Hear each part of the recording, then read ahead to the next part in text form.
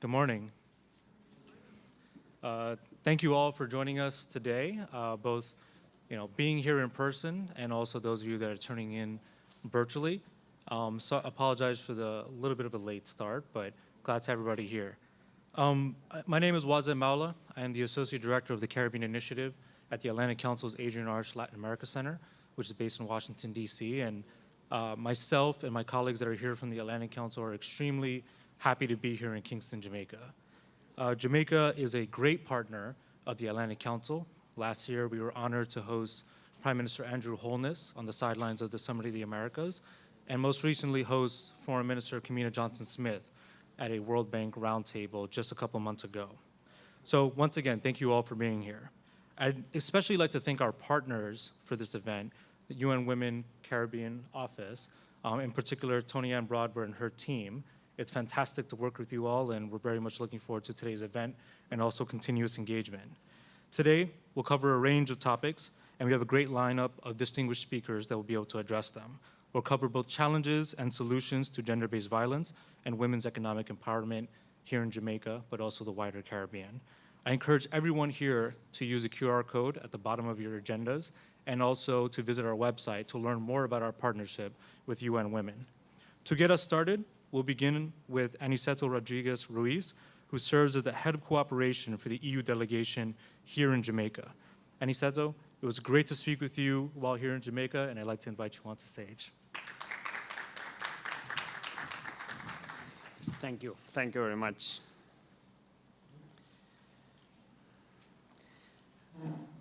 Honorable Olivier Grange, Minister of Culture, Gender, Entertainment and Sports, Mrs. Tony Broadbent, Country Representative of UN Women, dear friends of the Atlantic Council team, distinguished ladies and gentlemen representing other UN agencies, other IDB and other development partners, civil society, government agencies. Good morning, everybody. First of all, I would like to apologize for Ambassador Van Steen, who would absolutely like to be here today, because this is a project that it's very, very close to her heart. But unfortunately, she's sick today, and she cannot make it. Then I'm very pleased to be sharing with you and celebrating another of the outputs of Spotlight Initiative. Gender equality is a core value at the EU and a universally recognized human right. But it's not just that. It's also an imperative to economic growth, to prosperity, to good governance, to peace, and to security. In November 2020, the European Union approved the third Gender Action Plan for the period 21-25. The Gender Action Plan 3 aims to walk the talk for the EU cooperation across the world, defining policy objectives and targets around several thematic areas of engagement. Women's rights and empowerment are key for economic growth, for social development, and for environmental sustainability. The EU is, therefore, committed to eliminating all forms of violence against women and girls.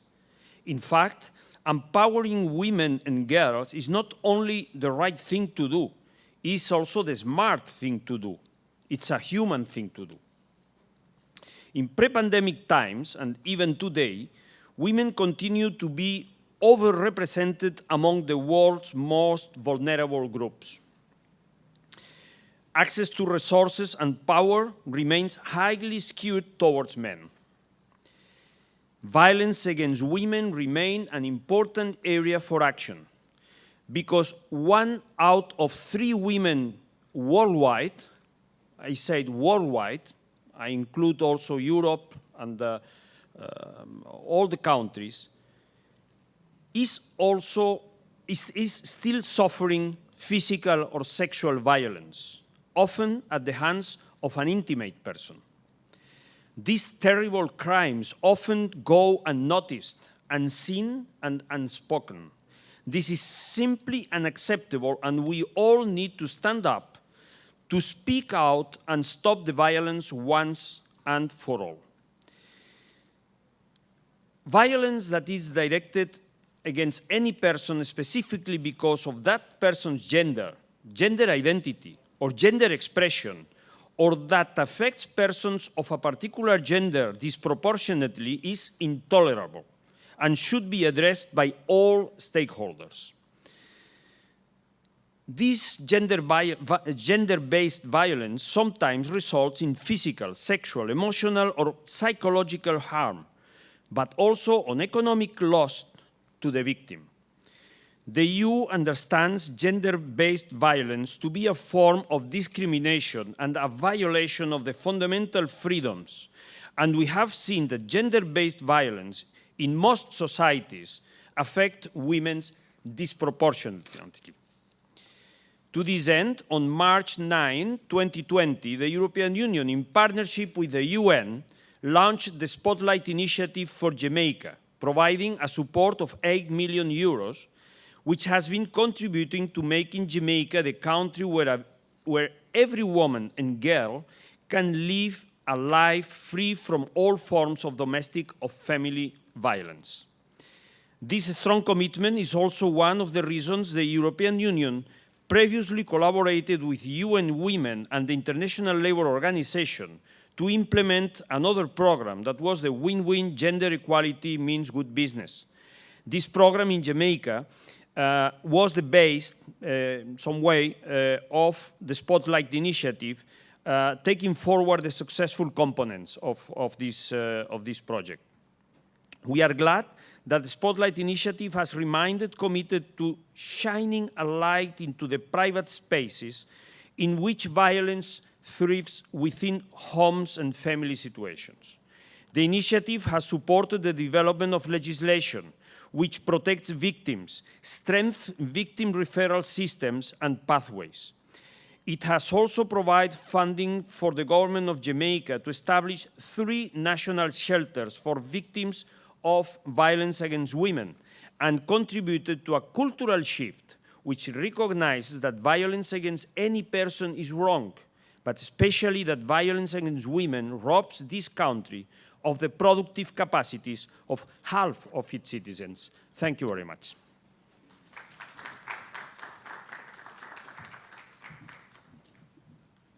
Thank you, Aniceto.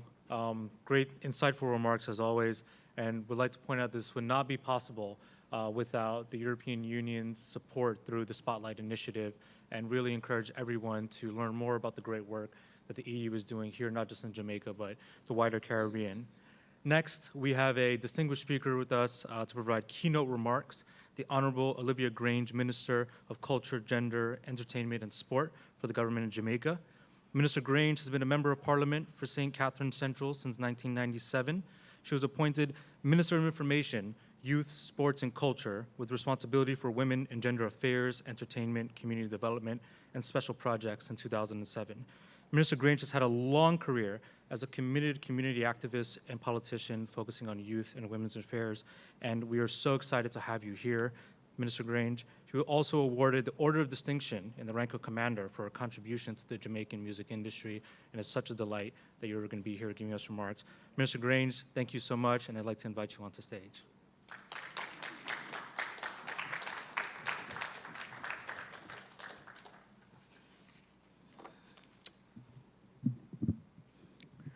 My voice is a little husky this morning.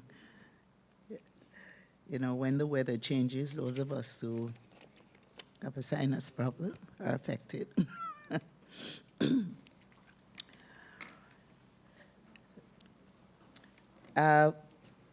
Mr. Aniceto Rodriguez-Ruiz, Head of Cooperation Delegation of the EU to Jamaica. Tony Ann Broadwell, Representative UN Women, the Caribbean. Joyce Hewitt, Executive Director, Women Inc. Senator Matthew Samuda isn't here as yet, but when he arrives, please, and if I'm gone, please give him my regards. Judith Weatherburn, Women's Media Watch, and David Wan, President, Jamaica Employers Federation. Other distinguished guests, media. Good morning.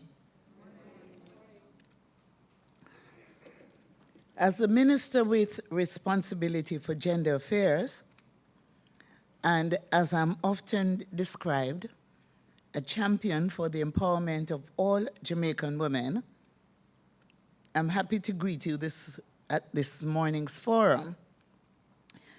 It brings me great pleasure that we as government officials, members of civil society organizations, and private sector can all collectively take part in this gathering to discuss advancing Caribbean development through women's empowerment. Your presence here this morning highlights the region's shared understanding that multi-stakeholder partnerships should be prioritized so that the Caribbean as a whole can fully realize gender equality and women's empowerment. We cannot, ladies and gentlemen, pay lip service when it comes to efforts aimed at achieving women's empowerment and expect that our society will ultimately thrive. This is highlighted by the fact that Sustainable Development Goal 5, gender equality, is the goal which is most integral to the achievement of all 17 SDGs. Indeed, if current trends continue, SDGs such as the following will not be realized. SDG 1, no poverty, as over 340 million women and girls will still live in extreme poverty by 2030. SDG 2, zero hunger, as approximately 1 in 4 women and girls will be moderately or severely food insecure by 2030.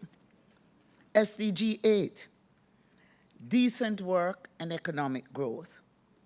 That will fail to become a reality given that in 2019, for every dollar earned by men globally, women only earned 51 cents.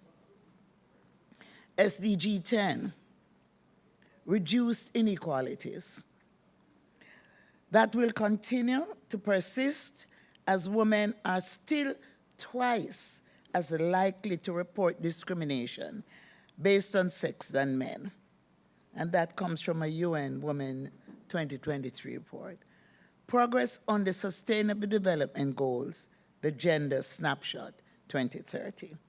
Now, given this stark reality we might come to face in 2030, as highlighted by the aforementioned statistics, we must recognize the need to double down on strategies geared towards empowering women and girls and achieving gender equality.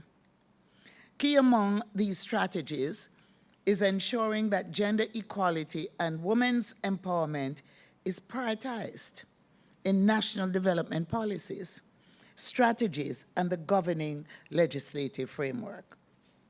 To this end, the government of Jamaica has developed and implemented strategic gender-based plans and policies such as the National Policy for Gender Equality, the NPGE, and the National Strategic Action Plan to Eliminate Gender-Based Violence, which collectively advocate for the advancement of women's and girls' rights, combating violence against women and girls, as well as eliminating discriminatory practices that may result in inequalities and exclusion in our laws, structures, and everyday culture. Our women and girls can only be truly empowered if they receive assurance from the state that they are free to fully exercise their fundamental human rights without fear of discrimination. As gender minister, I have worked assiduously as part of various joint select committees of Parliament to contribute towards gender responsive legislative reform. And I'm proud to say that these JSCs have reviewed offenses and punishments on the 4 key pieces of gender-based violence legislation, namely 1, the Child Care and Protection Act, 2, the Sexual Offences Act, 3, the Offences Against the Persons Act, and 4, the Domestic Violence Act. In fact, where the Domestic Violence Act is concerned, on April 26, 2021, Cabinet approved the following amendments.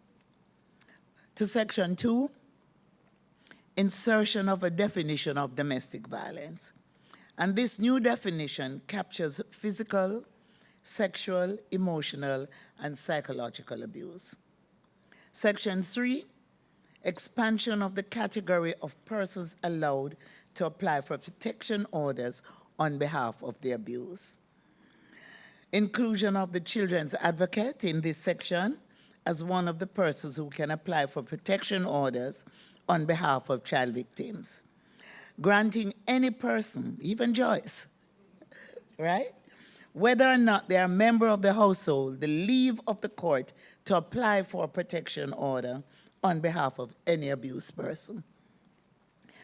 Giving the minister residual power to include entities such as the Bureau of Gender Affairs and the Women's Resource Outreach Center as entities who could seek protection orders on behalf of applicants. Section 4, subsection 1, expansion of the conduct or behaviors that the court may prohibit the respondent from engaging in.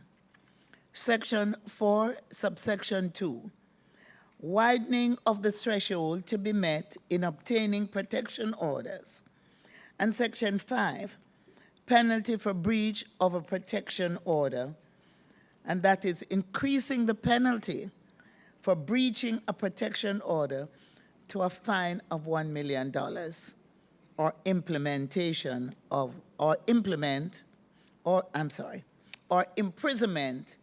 of 1 year. Additionally, to further bolster the legislative framework aimed at tackling gender-based violence, I'm proud to say that the Sexual Harassment Protection and Prevention Act 2021 recently became fully operationalized, and that was on July 3, 2023. This legislation contains provisions for dealing with sexual harassment in the workplace, in schools, in correctional institutions, places of safety, nursing homes, medical and psychiatric facilities, among other spaces.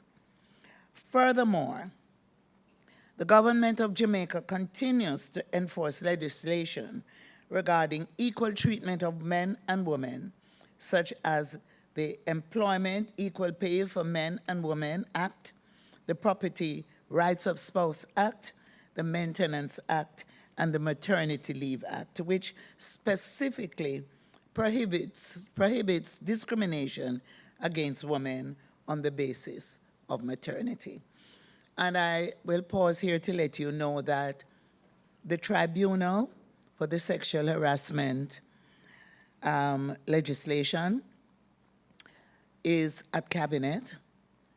I expect it to be approved at the next Cabinet meeting, which is on Monday. And of course, its implementation will be subject to just one thing: fit and proper. So the persons who have been recommended, the Ministry of National Security is now doing the fit and proper search, and once that's cleared, the tribunal will be up and running. And I expect that to be within a couple of weeks.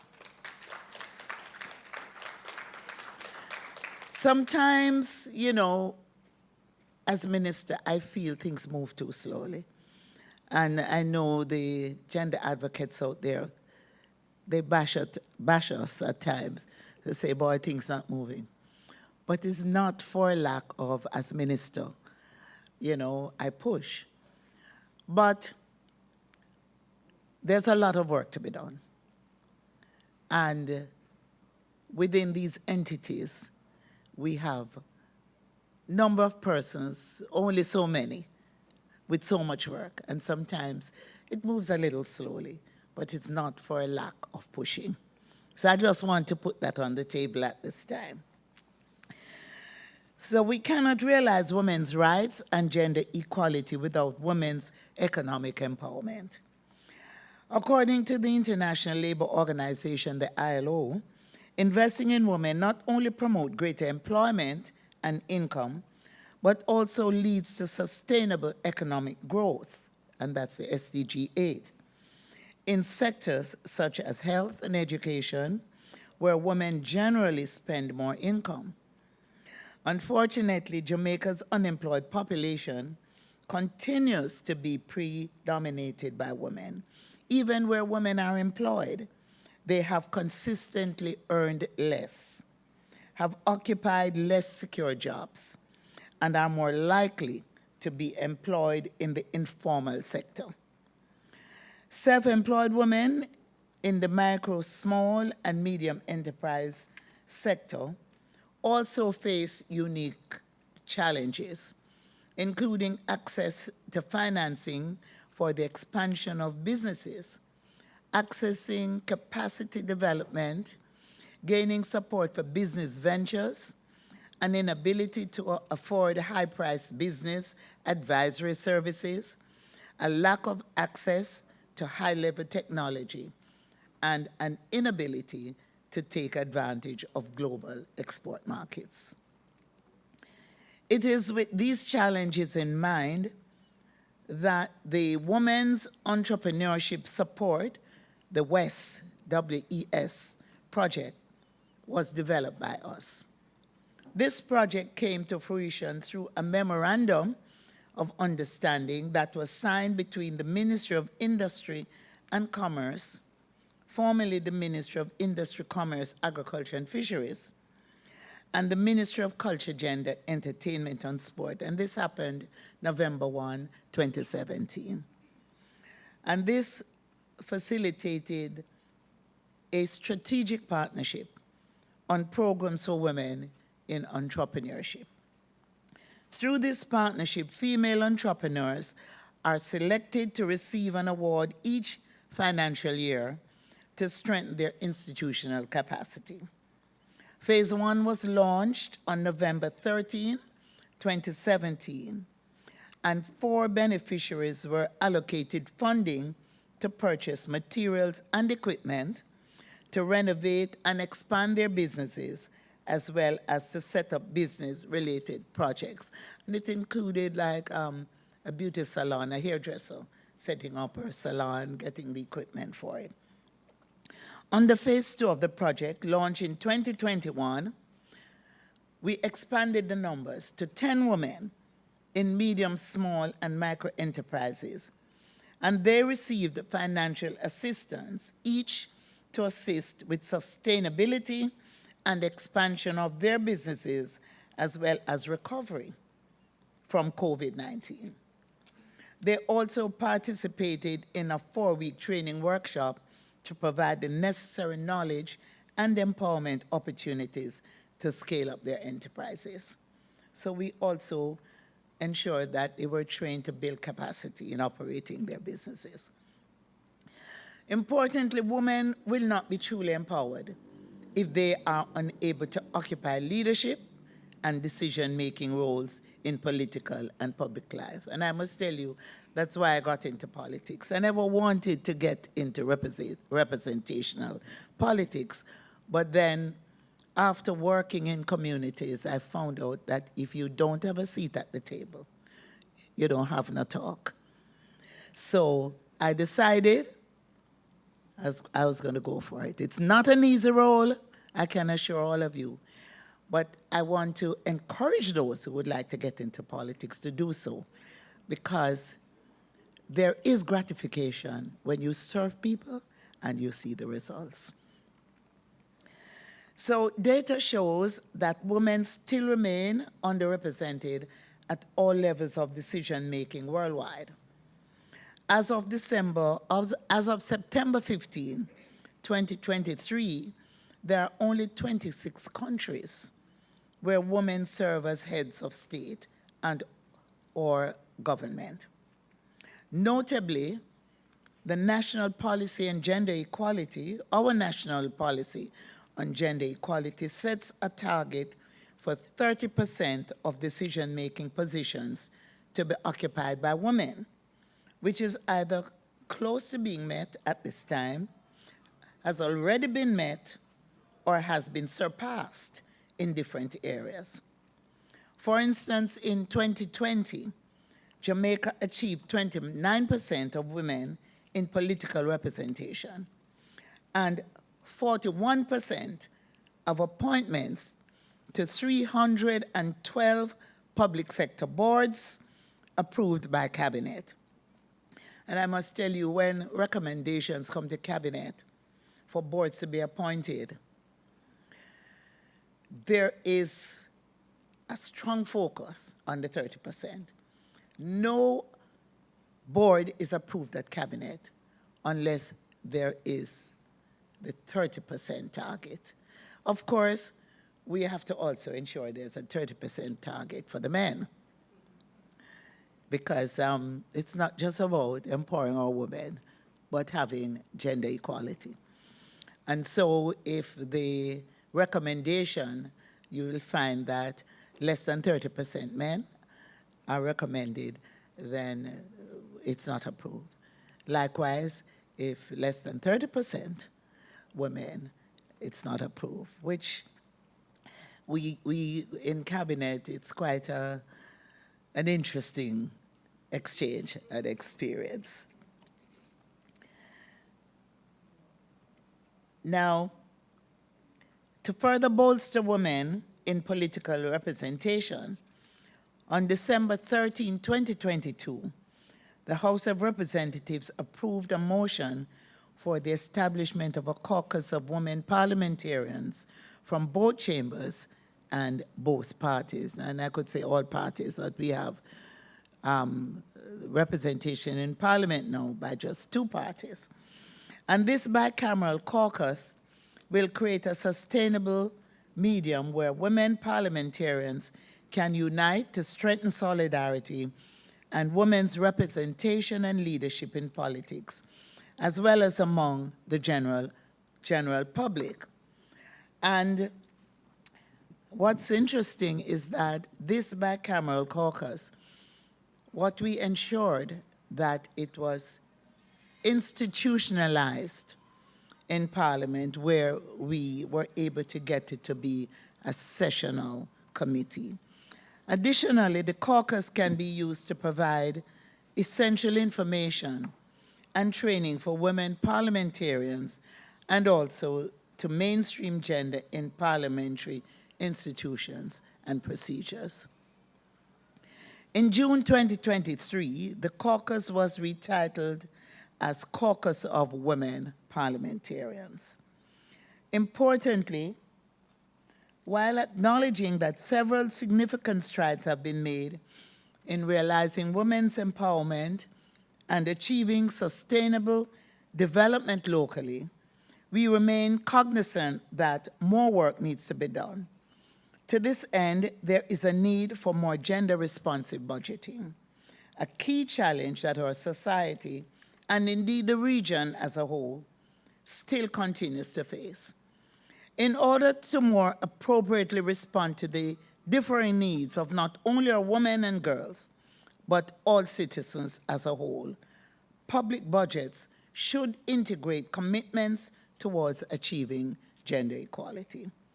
And this is necessary not only to adequately address the differing needs of citizens, but to also assist in avoiding the further exacerbation of existing gender inequalities. One local initiative geared towards the realization of a gender-sensitive public budget is the National Study on the Economic Cost of Violence Against Women and Girls in Jamaica. And this study was launched in March 2023 under the EU UN Spotlight Program in partnership with my ministry. The study was commissioned by UN Women and highlights the importance of ending violence against women and girls with the support of legislation as well as plans and programs. In addition, the study also highlights the need to allocate budgetary support to fund initiatives to provide essential services to affected women and children. I have no doubt that all of us will be able to achieve even more once we receive the appropriate funding to do so. So in closing, I hope that more than anything else, Jamaica's achievements to date will serve as a collective reminder that we need to continue to promote and enact gender-sensitive legislation, policies, programs, projects, and other initiatives in all states throughout the region and beyond. As Kofi Annan once said, and I quote, "Gender equality is more than a goal in itself. It is a precondition for meeting the challenge of reducing poverty, promoting sustainable development, and building good governance." Thank you so much.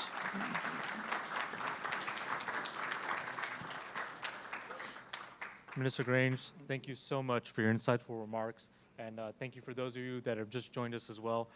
Next, we will have a fireside conversation that will touch on the role UN Women is playing to address some of the challenges that Minister Grange has just spoken about.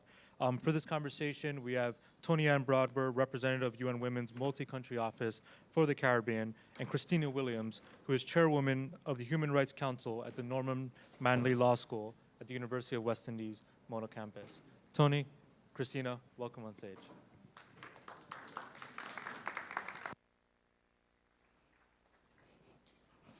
How are you? I'm fine.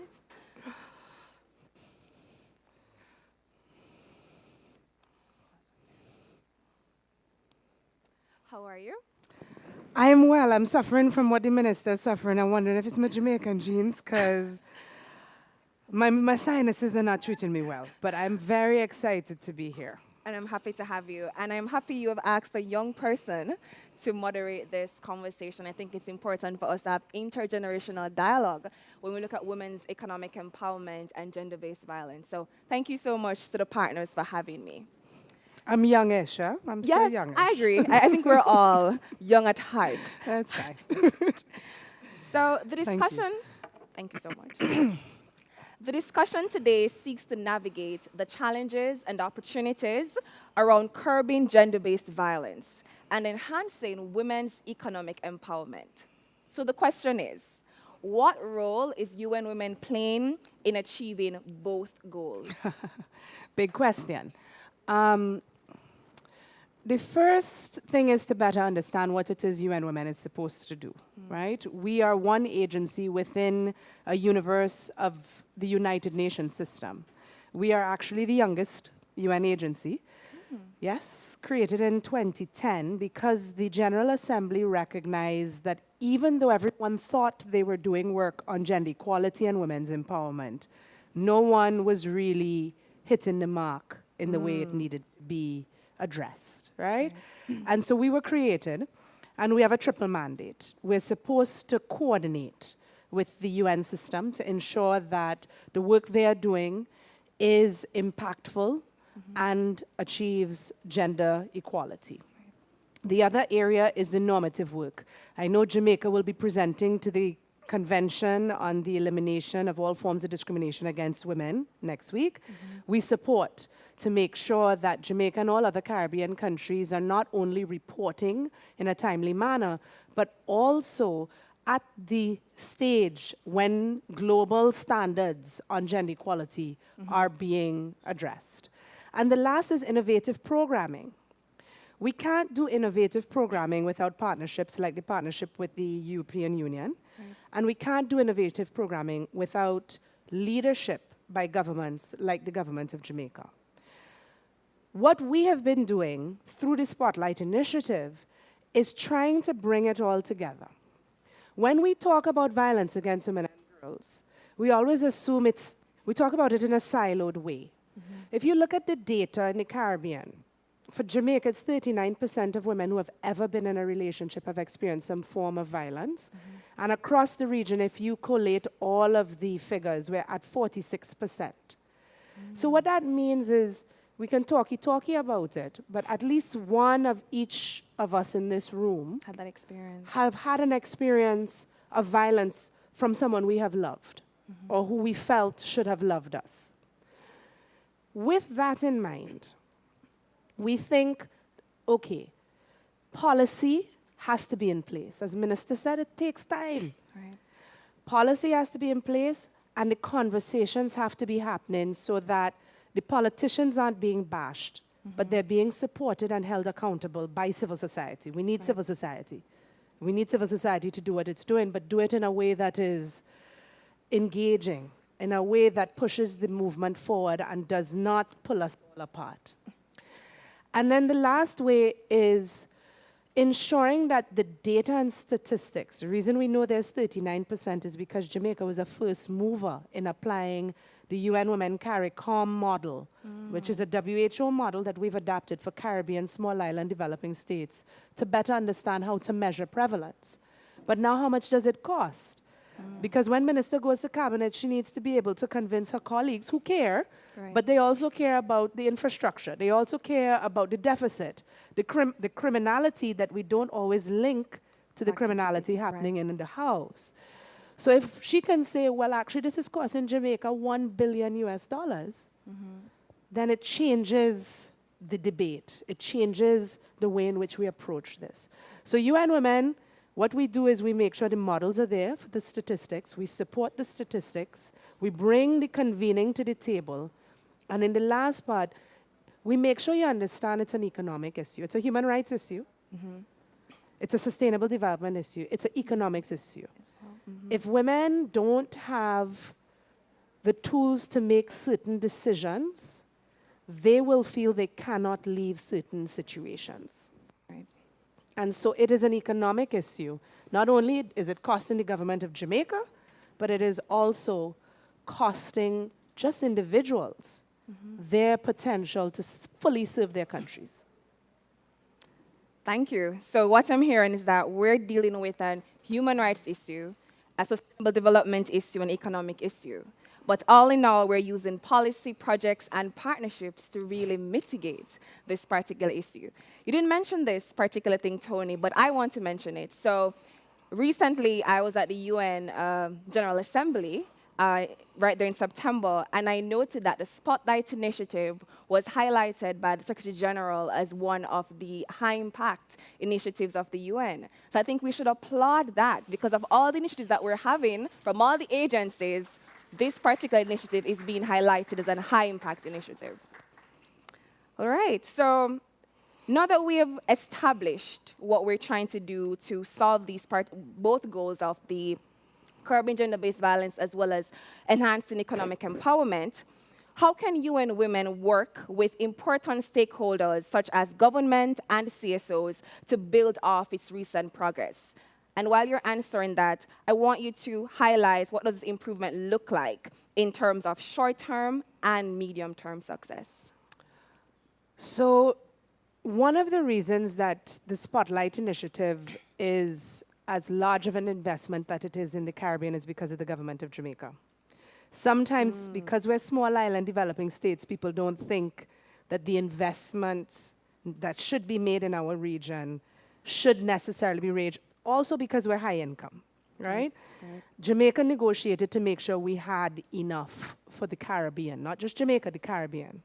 So that's an important thing to say. One way in which we can continue this work is to continue to support the government of Jamaica in its negotiations at the international level and ensuring that women are at the table to understand these issues. That's one way. The other way is to ensure that we look at the gains that have been made. The gains that have been made by the Spotlight Initiative didn't drop from a tree, right? There was already significant work being done by civil society in Jamaica and by the government of Jamaica. They had a national strategic action plan on violence against women and girls. That's true. right? So what Spotlight is about is implementing that plan. We're not supposed to come with something that is in silo to that plan. So it is to continue to invest and collaborate with our partners like the EU, like the government of Canada, like the US, to make sure that the investment made in development also includes a clear, definitive investment in gender equality. So the government needs support to invest this plan. I will ensure that UN Women puts our core funding to ensure that happens. But now we also need everyone else to collaborate so we build on it. There is a shelter. The shelter needs support. Right. How can we support through gender responsive budgeting? We had training in Jamaica on gender responsive budgeting. We know how much it's costing Jamaica.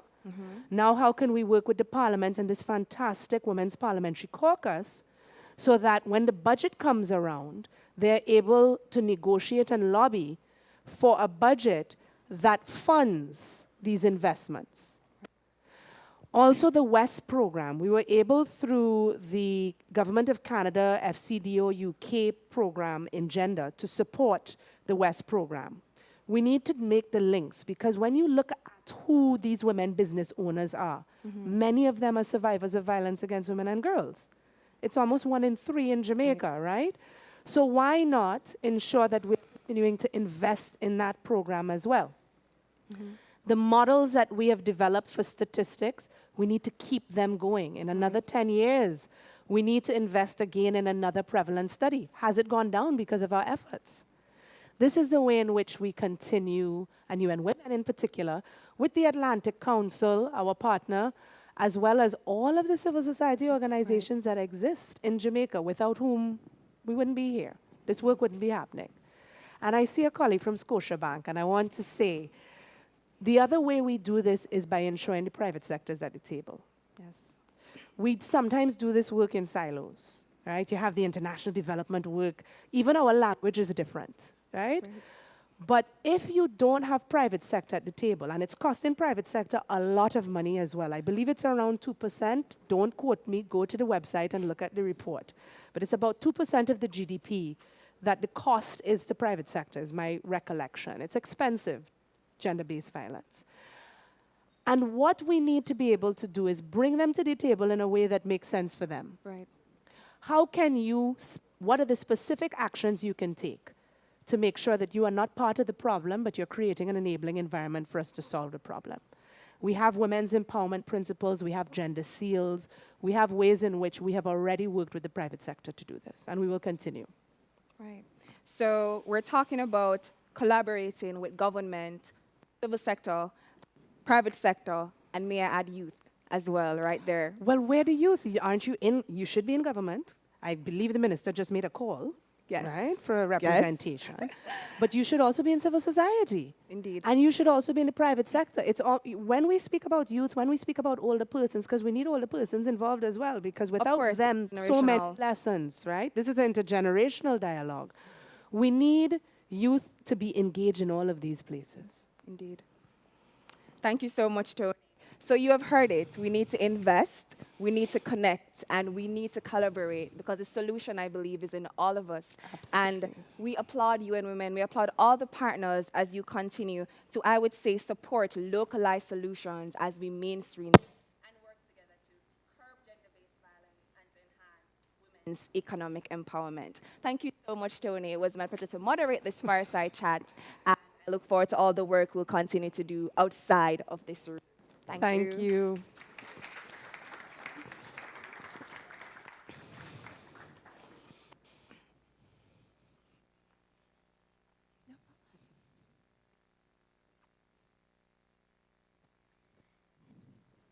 And now,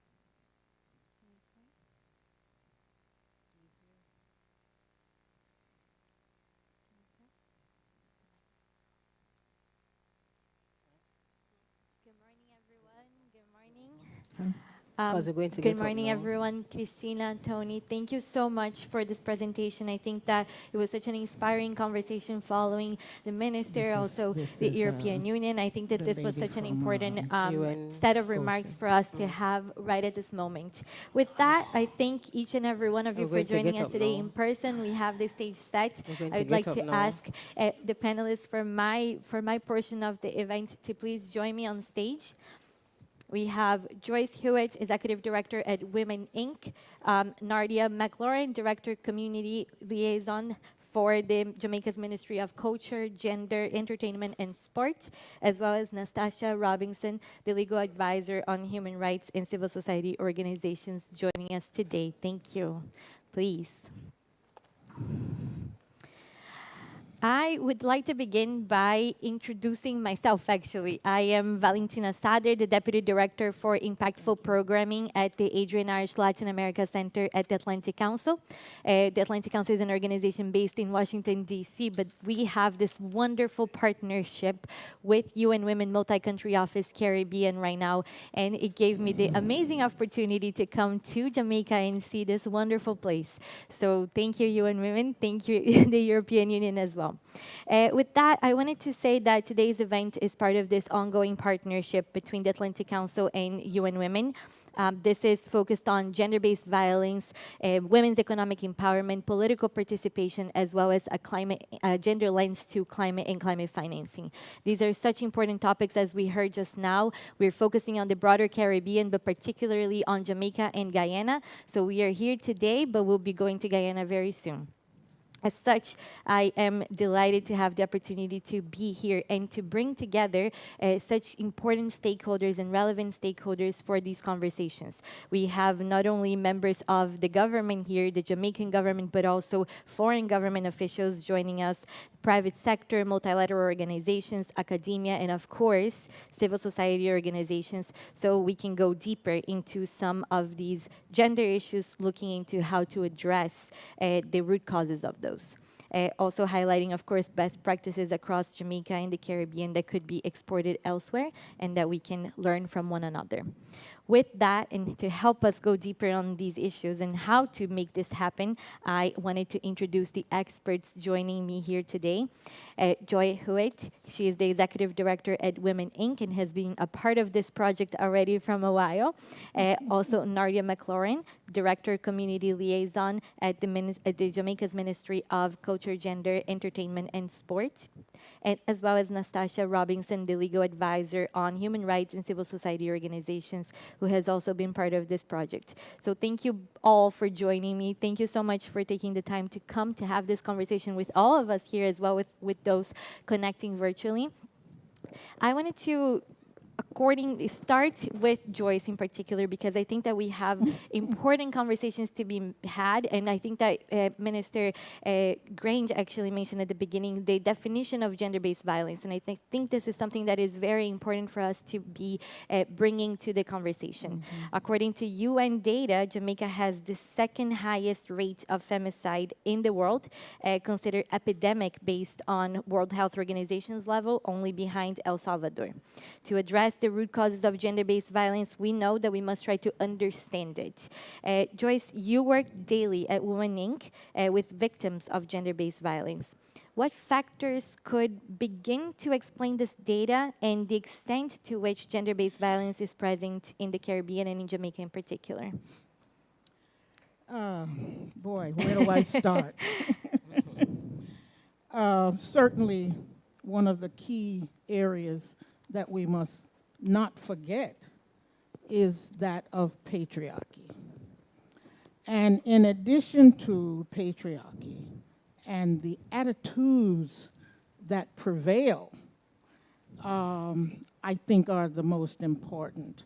And then, of course, culture also is one of the key factors.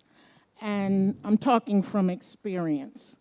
It is unfortunate that we are here in Jamaica in 2023, and the fact that Woman Inc. has been at it for nearly 40 years.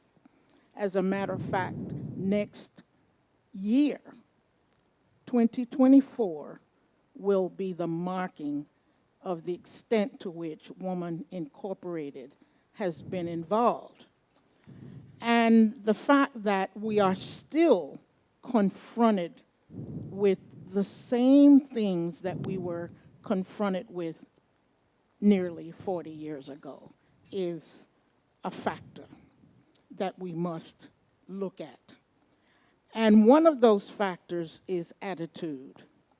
One of the prevailing attitudes that comes from years ago, even including for some persons who most people in this room would not even recall, I think, the fact that we had a rule that said the man was allowed to beat his wife as long as he didn't use any stick bigger than his thumb.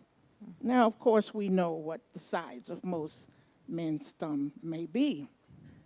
But above and beyond that, we have a culture that exists, whereby within the culture, there's all too often, even within the communities, that says it's really okay, that the acceptance of violence against women in particular, when it is meted out by their intimate partners, that it's okay. And that is something that we must take into account as we move forward to ensure that this, what I call, it's an epidemic. And we must continue, of course, to find ways to resolve it. Within the state of attitudes, though, it is also a fact that we must look at the culture. And a part of that culture is also the culture of silence.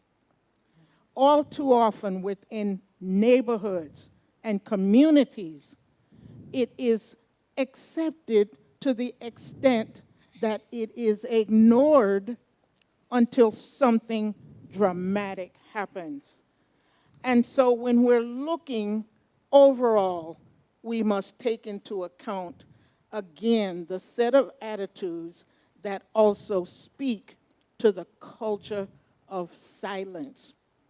We too often look and hear and see what is going on, and nobody responds except in silence. And that is one of the key factors that continue to feed into the root cause. And while it is not the root cause as such, but it is a part of it, and we must address that. Those are among the challenges that we face on a daily basis at Woman Incorporated Crisis Center. Thank you. This is actually something that, through this partnership with UN Women, we have conducted focus groups, both in Jamaica and in Guyana, to cover all of the 4 topics that I mentioned we are prioritizing. And it was very interesting to see some of the quotes that we actually received from these conversations of the justification of why violence against women could take place because of some of these preconceived notions. We'll be sure to share the results of these focus groups soon and make sure to everyone here that you received that those findings. But also, Nardia, the preconceptions around gender norms are very often ingrained in society and in its culture, like Joyce was mentioning. Changing societal behavior is a long process, but a possible one. In what ways has the Jamaican government prioritized some of these efforts, and what are the missing pieces to ensure greater impact and the continuity of some of these programs? Good morning. Thanks for asking me that question. Listening to Joyce and listening to everyone, I can say that the Bureau of Gender Affairs, specifically the Ministry of Culture, Gender, Entertainment and Sport, has been very responsive in providing gender-responsive services to women and girls. As the minister outlined earlier, sometimes people might think from the outside we are moving slowly, but we are definitely putting things in place. I started the Bureau in 2015, and since I've been there, there has been a gamut of changes. The first thing when Minister came in, the Bureau was rebranded from the Bureau of Women's Affairs to the Bureau of Gender Affairs. Why we did that? Because we wanted to have a gender-responsive look onto all the issues affecting men and women, including gender-based violence. Women are predominantly persons who are experiencing gender-based violence. As the data says, 1 in 4 women, 43% of women may experience gender-based violence. Who is committing this violence? Men are predominantly the perpetrators. So in an effort for us to have responsive strategies to address that, the Bureau was rebranded to the Bureau of Gender Affairs to include our men and boys in the conversation. Also, we have the Perpetrators Refocus program that focuses specifically on treating with the issues that men who are perpetrators of gender-based violence, for them to be reformed and to know that gender-based violence isn't wrong. And also, we want to change the narrative. We have a special service desk for men, which is recently rebranded to the Male Empowerment Unit that focuses on addressing the issues that affect our men so that they can turn from the way of being perpetrators of violence. Joyce outlined that patriarchy is an issue, and prevailing ideologies that perpetuate and normalize gender-based violence. As she said, back in the days, how many years ago, men thought that it was right for them to beat their woman if she did something wrong. Even much so, the 2021 Women's Health Survey outlined that women still thought that if she did so much as burn the meal, didn't take care of the child, that it was okay for a man to beat her. So our special service desk for men, recently the Male Empowerment Unit focuses on issues affecting men and boys. We have our Mentor Me program, Young Fathers program that specifically focuses on men, because we have to get men in the discussion, in turning away from violence and bringing to the fore good men who are not perpetrators of violence to the conversation. Also, the unit that I am the director for, one of my colleagues is here, Joni James, hi.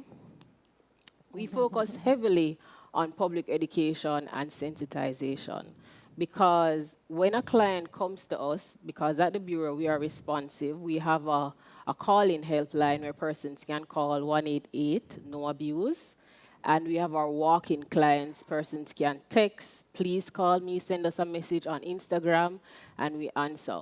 When a client comes in, we address. We don't just see the client from the fore, because persons would say, why would a woman stay? Why would she accept this abuse?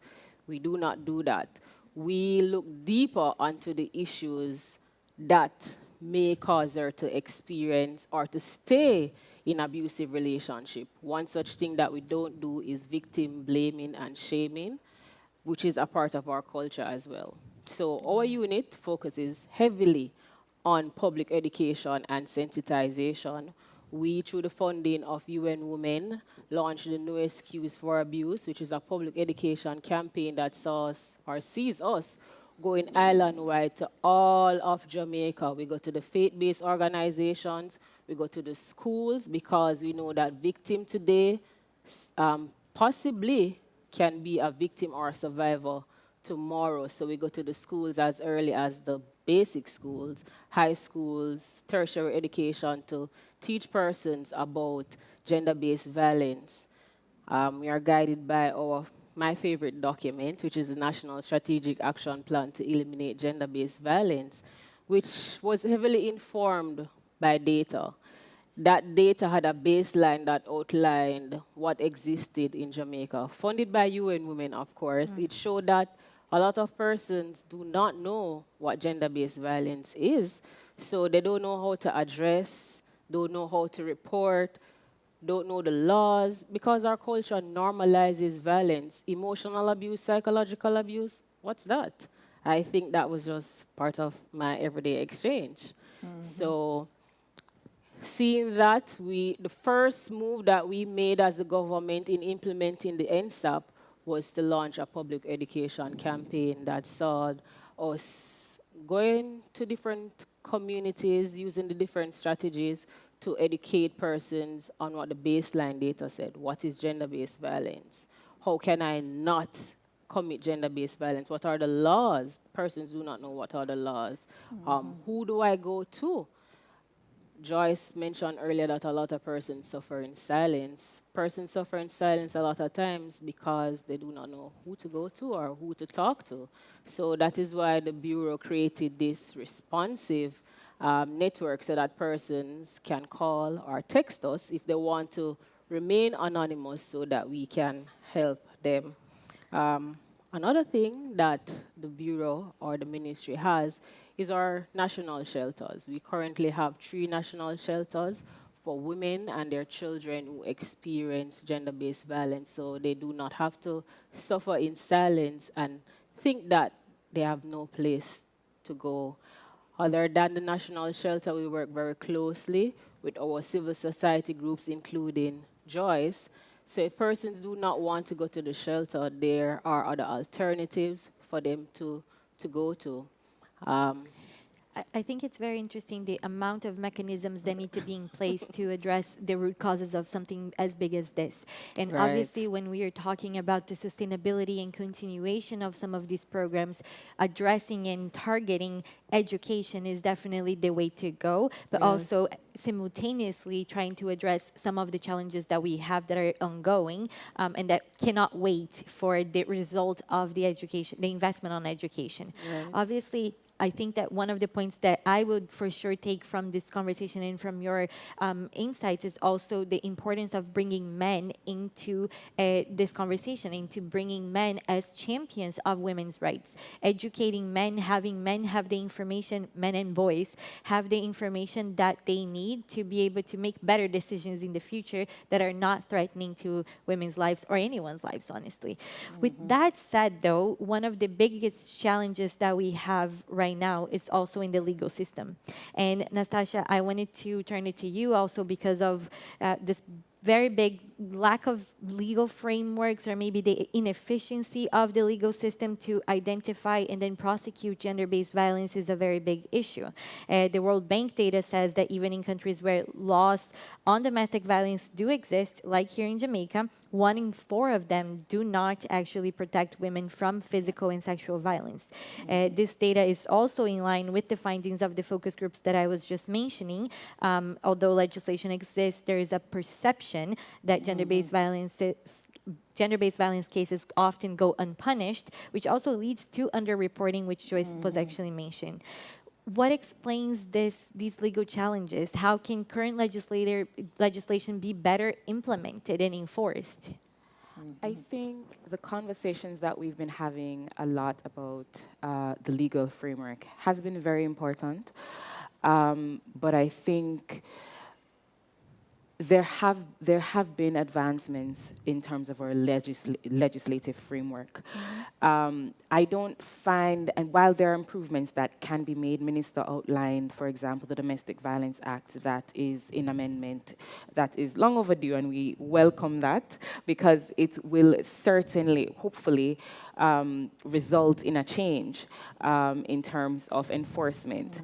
However, what we've recognized is that it's not just the laws existing, it's about enforcement of the laws, and it's the lack of enforcement, it's the lack of teeth in the legislation that has caused it to seem like the legislation isn't effective. We have had challenges from as early on as where an individual goes to report an incidence of gender-based violence. It starts there where the process starts to break down. It's it kind of immediately breaks down once you attempt to make a report. You are often faced with further discrimination. you are often faced with further harassment. You are often faced with further violence from the police officers, and not physical violence, but emotional violence, sexual harassment violence, that sort of thing. You are exposed to that. You have to traverse a legal system and a court system where the persons that work there are from a culture that don't yet see the issue with gender-based violence. So the persons who work in the court office, who are supposed to be doing the field work, the social inquiry reports, and the probation work, you have to remember that those persons also are from the culture where gender-based violence just isn't a big deal. And so outside of legislation, you have to look at the persons who are enforcing the legislation, because that's where I, as a legal practitioner, run into a lot of the issues, where I go to court and the social inquiry reports have obvious bias, or the police officers have subjected my client to further abuse, or the perpetrator just doesn't come to court because $10,000 is easy to chalk up if he violates the protection order. And so while legislation is important, I think we need to move beyond that and go and look at a social and cultural response to gender-based violence at this time. And so I think that's one of the things that has driven the ministry, for example, with the different initiatives, and the civil society with their different initiatives. One of the things that we've been aiming to do is empower women by teaching them what gender-based violence is. You heard mentioned that it's not something that people understand, and because you don't understand it, you don't know that you can get redress, where to go to get redress. If you attempt to get redress and you're further violated, what do you do then? And just understanding and being empowered enough to know that you are capable and able to move out of that situation. I think we've made good progress legislatively and otherwise. I think it is time that we start to look at the social and cultural aspects of gender-based violence, and that goes into who are the persons we're asking to enforce these laws. So it's great that the laws exist and they're coming into effect and all of that, but who are the people behind it? Does the officer at the counter understand what he's saying when he says, "Madam, you came here 3 times this week, I'm not coming to your house again"? Does the social worker, when she goes to the home or to investigate, understand the different implications or the different things that may be playing a role in the victim's mind at the time that causes her to make certain decisions? Those are things that we can't leave behind in this movement of addressing gender-based violence. That seems to me that then you need a coordinated approach to address something as big as this. Joyce, you probably have the experience of seeing the end of it in a way through the victims. Do you see any blind spots in the legislation? Besides the idea and the need, of course, to have a better communication effort in order to inform the rights of these women, the right of these girls, also as Nardia was mentioning, the approach of the government to actually inform and educate men and boys in this effort as well. Are there any blind spots that you see? I don't know if I would consider it a blind spot as such, but certainly in terms of the effectiveness. And that was what was mentioned with regard to being able to impact on the law itself, to the extent that we can actually begin to see a difference. And that difference would have to be, of course, a change in terms of statistical data and those who come before us on a regular basis. One of the things, and I think Minister also mentioned it, is that we're constantly saying it's not moving fast enough. But beyond moving fast enough, I think the aspect of education for women to be fully aware in terms of their rights and to have that space where that they can go, which I call not just a space, but also a place. And it is that we need to look also beyond the law itself again, but in terms of effectiveness. How can we get, for example, all of the court system Yeah. involved to the extent that they are more responsive? If there is a gap, that's where we need to address it. Because certainly we cannot continue whereby we have laws in place, and yet when they go to court, when they do go to court, it is just not effective. Yeah. So I think if we need to look at one of the key gaps, that would be it. And we need to address it, and the time is now. Yeah. Absolutely. And to begin to wrap up this conversation, I wanted to make sure that I got to hear a little bit from each of you in terms of progress and what progress looks like in 5, 10 years. Of course, we've seen a lot of progress being done in Jamaica, in the Caribbean, in the world right now with regards to gender issues. But I wanted to start with you, Nardia, because I wanted to bring back some of the mentions of the women's shelters, and I think that this is an important effort to highlight because of how coordinated this was between the government, the private sector, the civil society organizations, the media, academia, and so this is an effort that I think it's important to highlight. But what do you see as progress? What would you consider progress in the next 5 to 10 years with regards to gender-based violence? For me, social change is a very intangible thing to measure. Yeah. I'd want to see our children living better, our children being less violent, being less exposed to violence, better parenting, and improve coordinated structures. I can say I'm going to speak about the government's initiative to ensure that, because that is why we work so much with first responders, which are our police officers, our deans of disciplines, our guidance counselors, our justice of the peace, because we want them to be a part of that coordinated response, for them to know that we all as community members, as stakeholders, to eliminate and reduce instances of gender-based violence. At the Bureau, we have heard from the community members that they have experienced stereotypes from police and from nurses, doctors, security guards. So what we have done in those instances have to ramp up our first responders training all over. Just last week we did 2 training, one in Trelawney, with all the key stakeholders in the parish. Many of them didn't know themselves what was gender-based violence, because 2, these persons are part of the culture. And we have to have culture change that, not because you're a professional, I'm a doctor, I'm a lawyer, means I'm not a part of the culture too. I wasn't trained in gender or gender-based violence. I was trained in law, I was trained in medicine.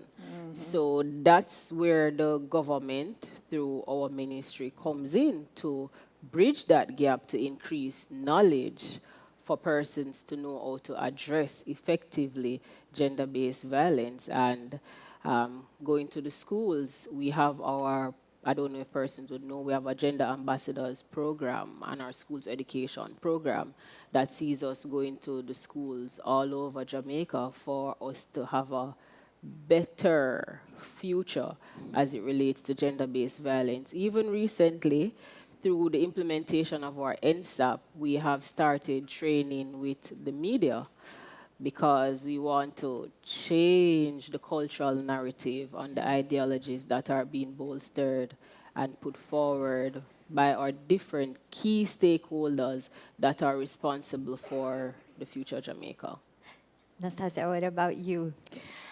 I think, especially with my experience in civil society and working directly with survivors, I think for there to be real advancement, there has to be a proper referral pathway that is properly established, connecting the different services available for women and girls who experience gender-based violence. right now, I think the response to gender-based violence, we've become a little bit more organized in recent years, but I think the response is still very disjointed, with some civil society organizations operating in silo and not really in tandem with the government. And I think the different agencies, the different entities that are responding to gender-based violence need to connect and recognize the ways that they can work together. And what do I mean by that? When a woman or girl experiences gender-based violence, there are a myriad of things that that are happening behind the background. It could be economical issues that may be going on. There could be psychological issues that could be going on. It could be educational issues that could be going on. It could be social issues, cultural issues, familiar issues that are going on.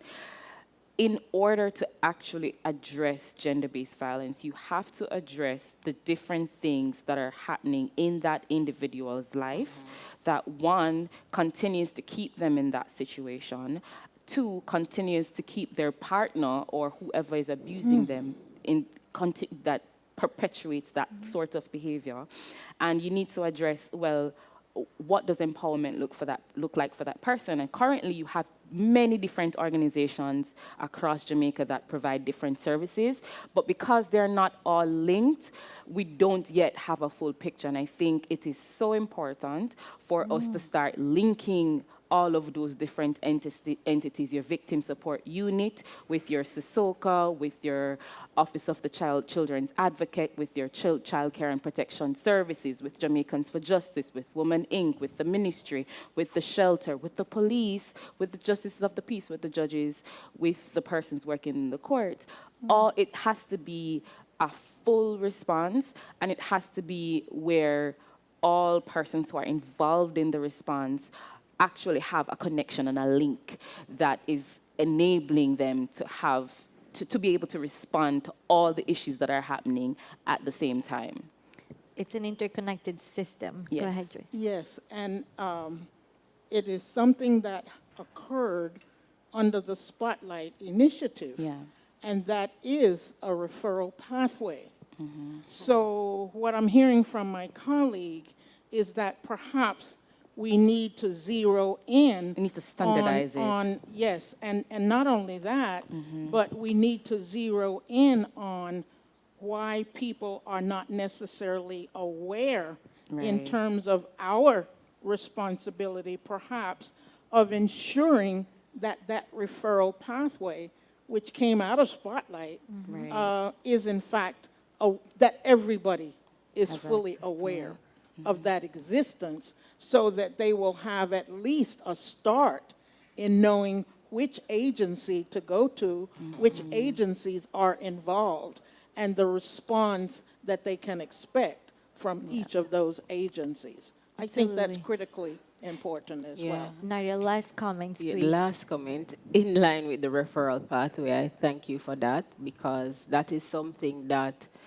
the Bureau and the ministry recognizes.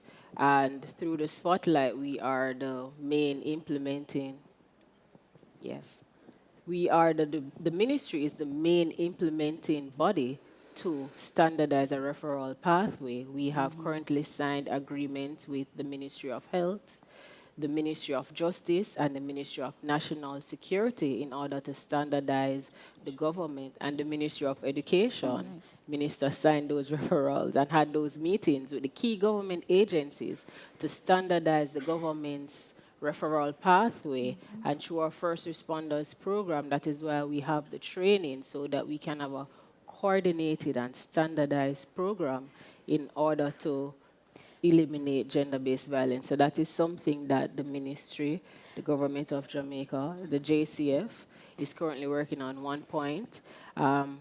Through those referrals, it is key, that is how the shelter operates, because when a client comes in, we are not able to transport a client by ourselves.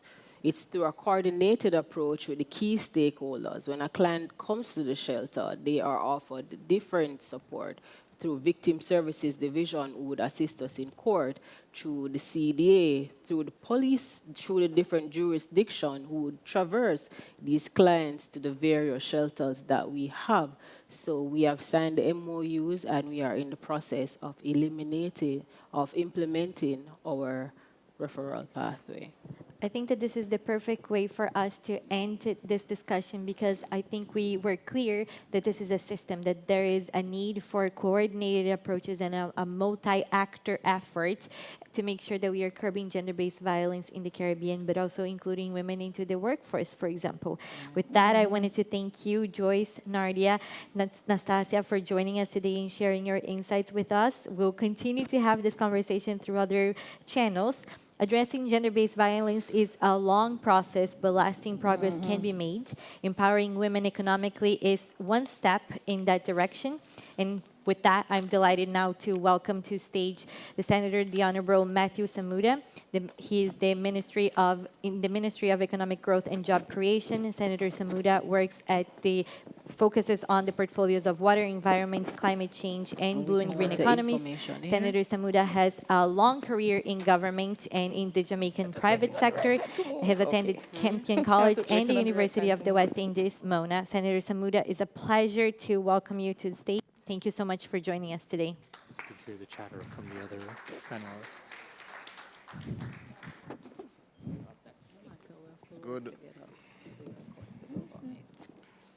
Good morning, all. It's a pleasure to be surrounded by such great company at this event hosted by the Caribbean Initiative of the Andreen Arsh Latin America Center, the Atlantic Council, UN Women, indeed MCGS. Pleasure to see you, Minister Grange. I see many colleagues, many eminently qualified colleagues here, and I will assume that protocol was properly established earlier. The main reason we are here, or certainly I believe I've been invited to speak to you, is to determine the impact that climate change is already having on your primary theme, advancing Caribbean development through women's empowerment.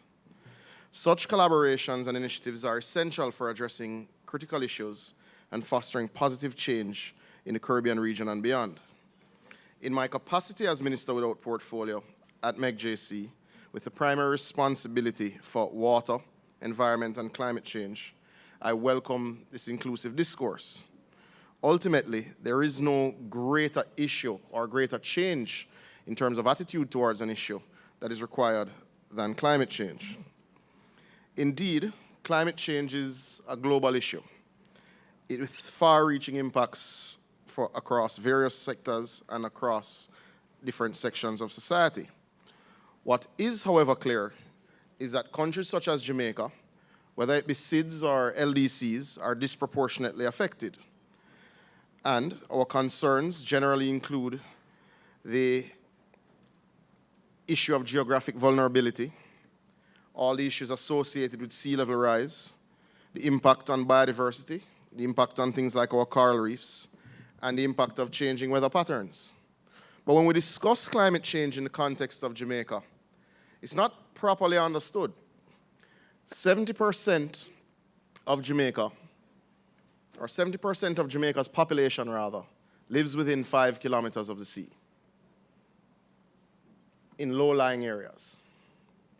Of this 70% of the population, they live in generally, majority of them live in densely populated town centers. Now, when you dive further into these town centers and you look at the construct of many of your households in these areas, they are led by women.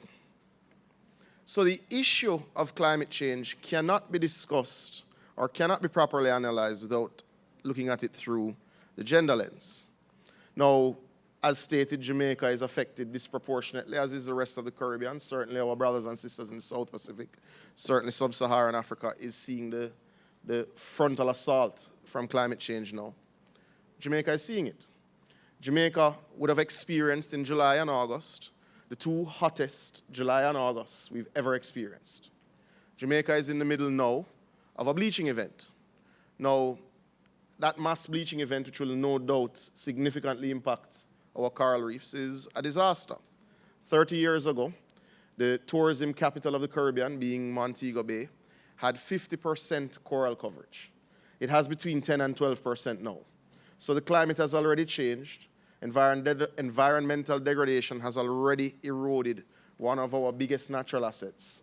And we are seeing the pace of that climate change increase. So the pace of that impact on Jamaicans is increasing. Now, we say sea level rise and persons think of the catastrophic theatrical coverage that comes from large-scale hurricanes. We don't necessarily and usually spend the time to understand the impact of the slow onset events. So sea level rise is generally a slow onset event. But what does it cause? It causes saltwater intrusion in your wells. Now, Jamaica is going through one of the driest years it has ever had. We'll wait till the final statistics are in. It may or may not have been the driest year we've ever recorded, but it's very close. Every month since October last year would have received less rainfall than its corresponding period the year before, except June, which had 1% more rain. In February of this year, Kingston and St. Andrew, which has approximately 1 million Jamaicans, would have experienced 8% of its 30-year average rainfall. Not 8% below, but 8% of that 30-year average. Every month this year has been lower than that 30-year average as well. So Jamaica is already feeling what much of the rest of the global south is already experienced, which is intense droughts. Now, one would argue that with some of the droughts we're seeing in Europe and the dry conditions being experienced in places like Greece, and with our North American brothers and sisters in British Columbia in Vancouver experiencing significant droughts and wildfires, the issues in California, one would have thought the dime would have fallen, the dime would have dropped, people would have understood. However, the world is still catching up. But that issue is real. Saltwater intrusion in your wells when you have one of your worst droughts is impacting society badly. Saltwater intrusion is impacting soil quality. Now, anyone who has followed Jamaica's economy over the years knows agriculture goes down, the economy goes down, poverty goes up. You don't need to be an economist to see that long-term trend. When agriculture output is lower than the corresponding quarter the year before, your poverty numbers go up. Now, agriculture is being affected, water supply is being affected, our classrooms are hotter, our hospitals are seeing the impact of heat-induced illnesses or the exacerbation of heat-induced illnesses. But how is that affecting social cohesion? What is the impact of that warming on social cohesion? How is it affecting the national, the community, the household, the individual mood? Is aggression increasing in Jamaica proportionately with the increasing in heat that we are seeing? Something that is worthy of study and something that is worthy of contemplation. But climate change is already affecting the economy. That is impatient of debate. The Water Commission, for instance, would have used up 80% of its trucking budget, 50% through the financial year because of the impact of drought. Reduction in beach capacity is forcing many hoteliers to introduce man-made elements in areas where you'd have had natural beaches before. We're seeing the impact in lower yields in several sections of agriculture. Now, when one contemplates the impact in these areas, and we contemplate the social construct of Jamaica and the female-led households, it's not difficult to understand how these slow onset events are or do affect women disproportionately. But one goes further and one considers the large-scale events, the ones that get the world to commit and everyone wakes up and commits and says, no more, let us take action. And you have these calls for increased ambition and, commitments to be met. These Category 5 storms that have admittedly affected our brothers and sisters in the Eastern Caribbean over the last 10 years much more than they have Jamaica. So you have these huge events and everyone says, no, we can't continue like this, we must intervene. But what happens when those events take place, certainly in the Caribbean? What happens when we have a month worth of rainfall in somewhere like Rocky Point in an hour? What happens in the hills of St. James when you have 2 months of rainfall in 45 minutes as we would have had in early August? Disasters also disproportionately, unfortunately, affect women more than men, especially in a country like Jamaica, where a larger percentage of our households are female-led. But what exactly happens? I'll give you a practical example.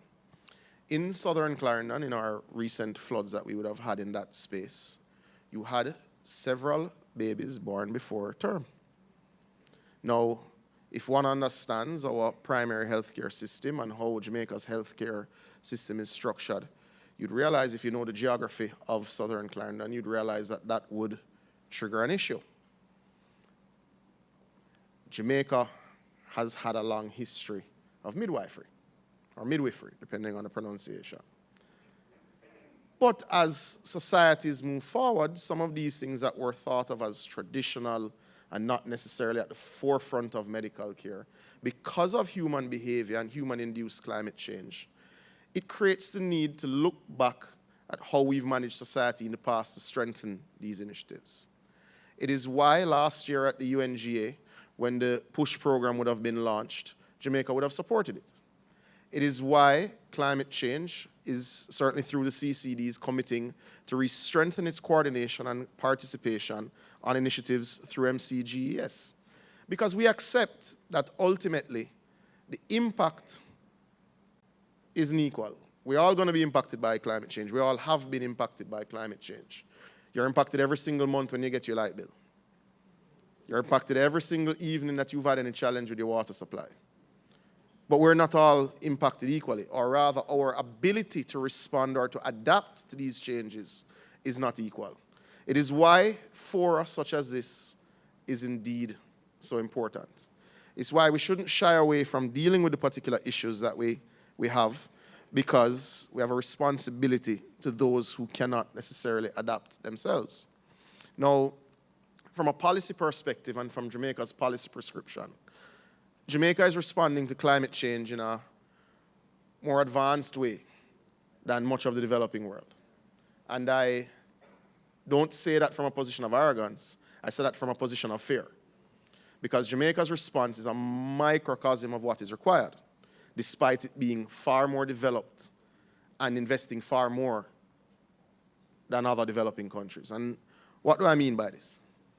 Jamaica earlier, I believe it would have been the latter part of last year, would have announced that it had signed a new facility with the IMF.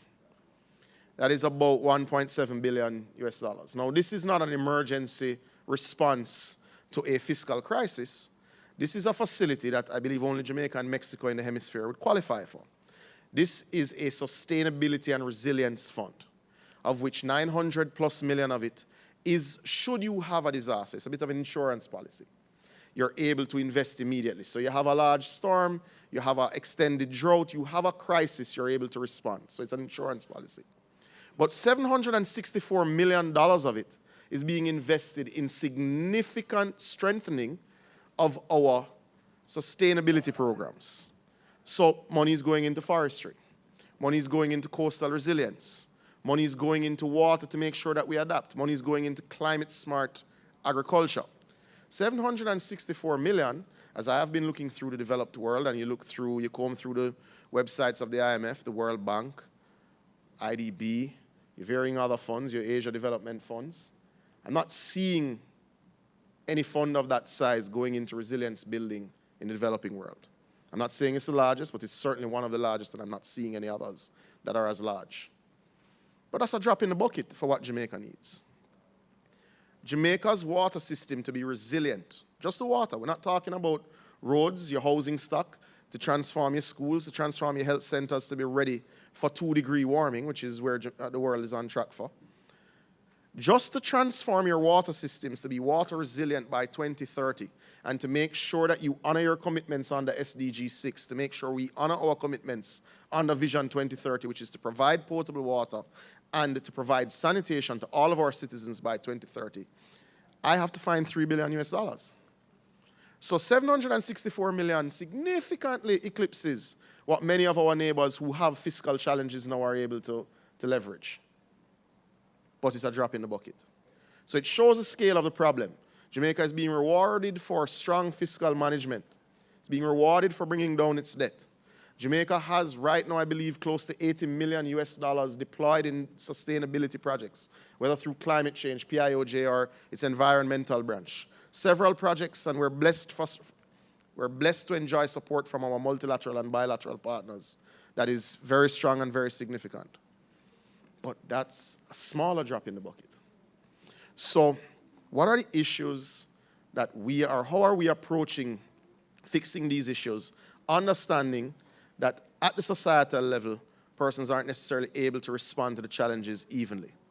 Well, the first thing that we did last year, we launched 2 particular data-driven programs. One was what's dubbed JSTRAT, or affectionately dubbed JSTRAT. It's a Jamaica Systemic Risk Assessment Tool. That takes thousands of data points and uses a system developed by the CCRI, the University of Oxford, funded by the GCF and indeed IDB, and is housed at PIOJ. It takes thousands of data points and assesses our infrastructural weaknesses through a climate lens. So it guides the public investment program to ensure that we're investing understanding the climatic risks. Major step forward, first such system in the world. Others are to launch theirs later this year, something we're proud of. This year, earlier, you'd have noticed that we'd have had the seasonal forest fires. But what isn't widely reported is that the ability to close down these fires was significantly strengthened this year. They didn't burn as long.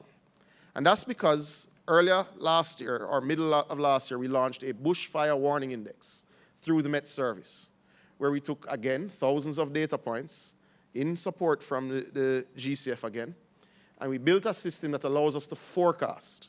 So a country such as Jamaica, which will never have the number of fire engines it wants, it will never have the sort of capacity to respond to all sorts of crises, we're able to position our resources, both through the JCF and through the fire brigade, closer.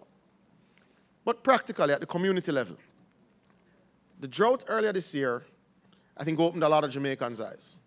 Because despite the significant reductions in rainfall, we didn't have the hours without water that we've had in 2015. We didn't have the hours that we would have had without water in 2009. You remember that particular drought, Minister? We didn't have the sort of impact because we've been investing in our water infrastructure at an unprecedented rate. But something did show up. In many of our poorer households, especially in rural Jamaica, we realized that there was no resilience at the household level. It is why, in the Prime Minister's budget speech earlier this year, he announced that the government would provide some 50,000 black tanks to the households in rural Jamaica that are most affected over the next 3 years. Now, why not just this year through a single procurement? Well, quite frankly, we don't have the capacity to either produce, import, distribute, and ensure that all of that is tracked in less period than 3 years. So we're working on upsizing that capacity, but for now, that is how fast we can deploy. The market currently didn't sell 10,000 black tanks annually. So that gives you an idea in terms of what the natural market was versus the scale of the intervention that is required. That pilot program will start this month, within weeks. What it will do is we've gotten names from members of parliament. We've put it into the same system that we use to analyze a social housing program. We're using path data. We're using data from the NWC, data from rural water, data from the municipal water systems. We've identified the communities that are outside of what we call the utility footprint. Again, and when you look at the names, I'd say about 70% of them are female-led. You identify the areas outside of your utility footprint. You give them tanks, but you don't stop there. You build a base, you install it. You also are going to be putting in the guttering to facilitate rainwater harvesting. Now we're taking it a step further. We're also going to be mapping these and creating a barcode system on these things. For as long as I've followed the news in Jamaica, every time there's a drought, there is cussing about who got truck when, whether a truck actually went. It's a very gray area in terms of how this operates. We're taking the steps to move trucking of water out of the gray area, because once this program is complete, truckers will actually have to scan a barcode at the tank to confirm that they at least went. It doesn't confirm the gallons distributed to the space, but it does close one window where they physically have to go to be able to be paid for the delivery. That doesn't exist now. It's a major step forward in talking to colleague ministers throughout Latin America and indeed throughout Africa. They don't have this sort of system. It's an area of deep-rooted argument. And it's always terrible in the community when you see people arguing over whether the truck came here first or there. They'll have a route now. We'll know where storage exists, and that will start to change that system. But that is not just an investment in this overarching topic of water. It's an investment in female-led households, in rural communities, in their water resilience. We know water resilience is the basis of the ability to respond to climate change. But there's so much more to do. And we're going to need the help of civil society. We're going to need the help of academia. We're going to need increased help from our partners such as the EU. And we're going to need to change our mindset. It is why the work being done through MCGS is so important. Culture eats strategy for breakfast every single day of the week. We have great strategy, but we're going to have to work with everyone in this room, with our partners, to ensure that we build the sorts of short, medium, and long-term programs that change cultural attitudes to gender, that accept that we're disproportionately affected within Jamaica based on financial ability, gender, community, and otherwise. But that cultural change is the only change that will allow us to implement the programs that we desperately need to if we're to fight climate change. If we're going to build roads with the sort of infrastructure that allows them to be resilient to 1 in 100-year storms becoming regular, it's going to take a political conversation, because it means instead of doing 10 roads this year, you do 3 properly. If we're going to build water systems that are resilient to 1-year and 2-year droughts, it's going to mean some discussions about where we all choose to live. It's going to mean discussions around quality of water. If we're going to build schools that are both resilient as shelters, as many of our schools are used, but are also cool enough to ensure our children are able to learn, there are political and cultural discussions to happen. If we're going to move from gas-driven vehicles to electric vehicles, there's cultural conversations to happen. If we're going to build a healthcare system that can respond to the current climatic issues, it's going to take a cultural discussion. But I do believe that my time is up and my cultural discussion is up for the day. Thank you very much for having me. Thank you, Minister Samuda, for joining us for insightful conversation and discussion. Now we will head to the final panel of today's event. So I would invite my colleagues here that will be panelists to join me in just a bit. We have a great lineup of speakers. We talked a little bit about the government's role in addressing some of the challenges women face in Jamaica and in the wider Caribbean. We talked a little bit about gender-based violence, and now we're going to turn more to the role of women's economic empowerment here in Jamaica. We'll look at the current state of economic empowerment for women here in Jamaica. We'll look a little bit of the gender disparities, and then we'll move from challenges to solutions for the discussion itself. So first, I would like to welcome everybody up to the stage that will be joining us, and give them a round of applause. For discussion, first we have Nadine Haywood, who is the Vice President and Program Lead for the Women's Initiative at Scotiabank here in Jamaica. Next, we have Dr. Lauren Marsh, who is the Head of Department at the Hewitt Labor Studies Institute at the University of West Indies Mona campus. Following is Jody Ann Quarry, the CEO of AmCham Jamaica. And then last but not least, joining us from the IDB is Kayla Grant, Sector Specialist from Competitiveness, Technology, and Innovation. Thank you all for being here today. Thanks for having us. So before we begin, I would like to encourage everybody, we do have snacks in the back. I know you've all been sitting here for quite some time, and you all deserve to eat some food. And we have coffee and tea and water on the sides as well, so encourage everyone to use that. So first, I just want to get the conversation quickly started. Going down the line here, from each of your perspectives. Are the microphones on? Yes, okay. We can hear you perfect. Just what does the current state of economic empowerment look like for women not just here in Jamaica, but in the wider Caribbean.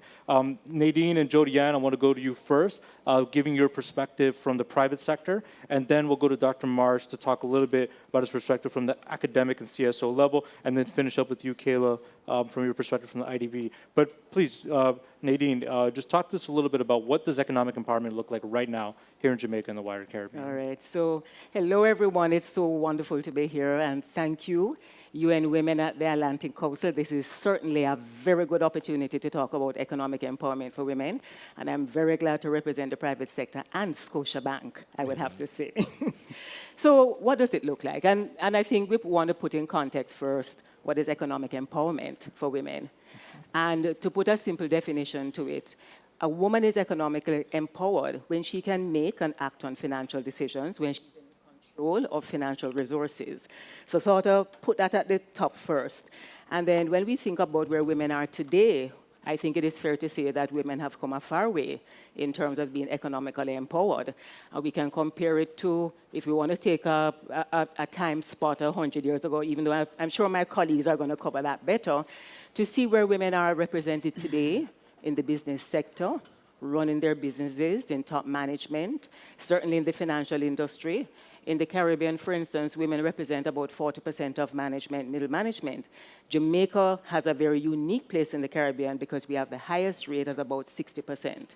Women are now better represented in businesses, and in the Caribbean it's estimated somewhere about 30 to 40% of businesses are owned by women. Jamaica tends to be on the higher end of that again.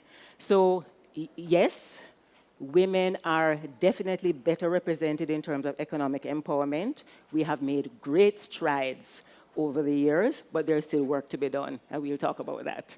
Excellent. I love that. Defining what empowerment is, being able to make your own financial decisions. I think that's a great platform for us to begin the conversation. But Joni, I want to go to you from your perspective over at CEO of AmCham Jamaica on how you can add to this. What is the private sector looking at women-owned enterprises here in Jamaica and the Caribbean? What does economic empowerment look like right now?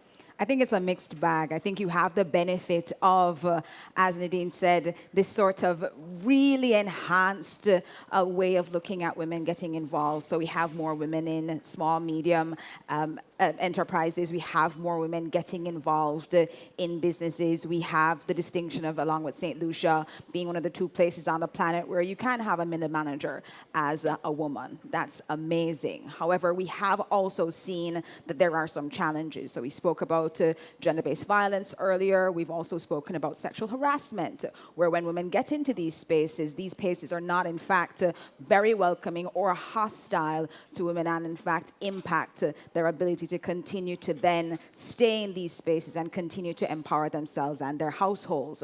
With many female-led households here in Jamaica, it is something that then definitely affects women being able to make decisions by the kinds of jobs that they can get and the kinds of situations they can run from as a result of gender-based violence or other things that might confront them. So I think there is a mixed bag that we look at, both the benefits and opportunities of women being able to run businesses here in Jamaica, being able to do and be part of export markets, but also a clear reality that we must face, especially post-COVID-19, where women had to come out of the workforce to do care and labor obligations, that there are things that, though we had made several steps, there has been a bit of a slide, but there is still overall a more hopeful picture, but still one that is rooted in the reality of this being a very difficult place for women not only to gain empowerment, but to hold on to the empowerment that they've achieved. Thank you, Jodianne. What I get from both your comments and Nadine's comments is that we need to create more avenues and ways for women to exercise their autonomy, especially in this financial space. And I really like the point that you drilled down on is we have to be realistic. What are the things that are working, but what are the things that we definitely need to improve on? So, Dr. Marsh, I want to turn to you now. We had a great conversation yesterday at UA. Yes, thank you. And bringing in your perspective from academia, but also some of your work on labor and also in the service industry. We'd love to get your perspective on women's economic empowerment there. Yes. Good morning, colleagues. We tend at times to use the term empowerment very loosely, and it's something we have to be conscious of. Empowerment for some women, say those in corporate within the Caribbean space, it may mean that they want more training or better compensation. On the other hand, empowerment for women who are employed in industries which are less regulated and male-dominated, for example, construction, you may find engineering as well, in those particular professions, that empowerment means something different. What I've observed, however, is that across the Caribbean, many territories have very good legislations on the books, right? Of course, you know, we have maternity leave entitlements in most regions. We're seeing equal pay for equal work as well. Legislations being passed. We're seeing more and more ratification of ILO conventions. For example, the Violence and Harassment Convention, more ratifications are happening. We're seeing the domestic C-189, the Domestic Helpers Convention. So those particular legislations and conventions will benefit women. However, the concern I'm having is what I mentioned to you yesterday, is that when we have these conversations, it is helpful to us, but we're not connected with those at the. That's the issue I'm having. So, for example, as I mentioned to you, when we have these kinds of conversations, we need to have the unions involved, and there is nobody from the youth. For example, if you look at our program today, the unions are not represented, and that's a major issue. The way forward in terms of empowerment for women requires collaboration, and at times we may miss some key stakeholders, yes? Because as you know, the nurses, for example, the NAJ in Jamaica, they represent mainly women. Am I wrong or right? And they're not here today. The approach has to be bottom up, and we keep making that mistake. All right? Thank you, Dr. Marsh. It's an excellent point. It needs to be an all-hands-on-deck approach, which means from top to bottom, all the stakeholders need to have an equitable space to contribute to not just talking about the challenges, but talking about the solutions. Kayla, want to go to you. You have a very unique perspective coming from Inter-American Development Bank, right? You get to see the broader Caribbean, and of course, you know, working here in Jamaica, see what's going on in Jamaica. What is, from your perspective, what does economic empowerment look like? And if I could add an additional question, what are you seeing in some other countries as well that you think might easily be replicated in Jamaica, or other countries can learn from some of the great things that Jamaica might be doing as well? Right. So, good morning, everyone. And indeed, from the IDB's perspective, gender is something that's very important. It's something that we push throughout our institution and our organization. We just recently received EDGE certification, for instance. And it's something that we especially push and promote through the programs that we have at the IDB. We have several of our partners here that we've worked with specifically on the topic of gender equality. We have the UN Women here, which we've worked with through Compete Caribbean and others as well. The government of Jamaica as well, that we've supported with various programs. The European Union, where we have an $8 million grant resources that's complementing a loan program that's being implemented by the Development Bank of Jamaica to support entrepreneurship and innovation ecosystem here in Jamaica, and to specifically focus on gender, and as the minister was mentioning earlier, climate change as well, and the impact that climate change has on vulnerability of groups such as women especially. And so when we look at economic empowerment, this was already stated before, we're talking about tools and resources. The access to these tools and resources is something that's extremely important. The opportunities as well that we have access to, something that we've seen in the type of financial assistance and the technical assistance programs that we've provided, is that there are certain barriers and challenges that women face in accessing these programs. So we have data and statistics, which I will not quote because I have very poor memory, but the fact that when you start out with the awareness of the programs that we have in providing technical and financial assistance, there is on par with the rest of the Caribbean region and higher perhaps than Latin America is the awareness, especially in Jamaica, of these technical assistance and financial assistance programs. But then when you get into actually the number and the percentage of women compared to male-led firms actually apply to these programs, those numbers start to diminish. And the ones who actually then receive and benefit from these programs is even smaller. And so this is why we have to be intentional about the type of programs that we design, that they're targeted towards women and addressing the challenges very specific challenges that they face, which we'll get into a little bit more of, and there's several, but also that we set aside funding. With the EU program, for instance, with the IDB, we have specific funding set aside for research grants. We have innovation grants. We also are even looking at risk capital in terms of a sidecar fund. And so these are the type of things that we have to be quite intentional about, because at the end of the day, as it was acknowledged before by the minister, and in a beautiful quote, which I cannot recite, but the fact that women are part of the development discussion. This is why we're having this today. It impacts productivity, it impacts poverty, it impacts poverty reduction, and overall how we're looking at growth. So ultimately, when we're looking at economic empowerment, we're asking, how is it that we can support our women in benefiting from the economic growth and the economic opportunities that are available in the country? Thank you. Brilliant answer. And I think, from hearing from the four of you so far, I think we have a really good grasp of what economic empowerment for women needs to look like. Being able to make your own decisions, having that financial autonomy, being realistic, having an all hands on deck approach, meaning that everybody from bottom to top is able to exercise autonomy, but also have access to the tools and the resources, as Kayla just mentioned. And I really liked your point about being intentional, because that is really the purpose of this partnership with the Atlantic Council with UN Women and through the support of the European Union, is to be intentional. And not just about talking about these issues, but what are the opportunities for women's economic empowerment? And I'd like to go to that now, right? Looking at, as a region, being here in Jamaica, what are some of the goals for women's economic empowerment that we need to set, right? And not just setting these goals, but how can we go about achieving this? And for initiatives maybe that have been successful, whether here in Jamaica or the rest of the region, how can we then replicate them? Dr. Marsh, I want to start with you first and just say, what should be the role of academia and also government? And what role should they play in sort of the knowledge sharing and creating research and development that can be shared across the region and help with women's economic empowerment? So essentially the role of academia, which I believe we've been doing it, is to provide empirical support, data, to ensure that our policies are data-driven.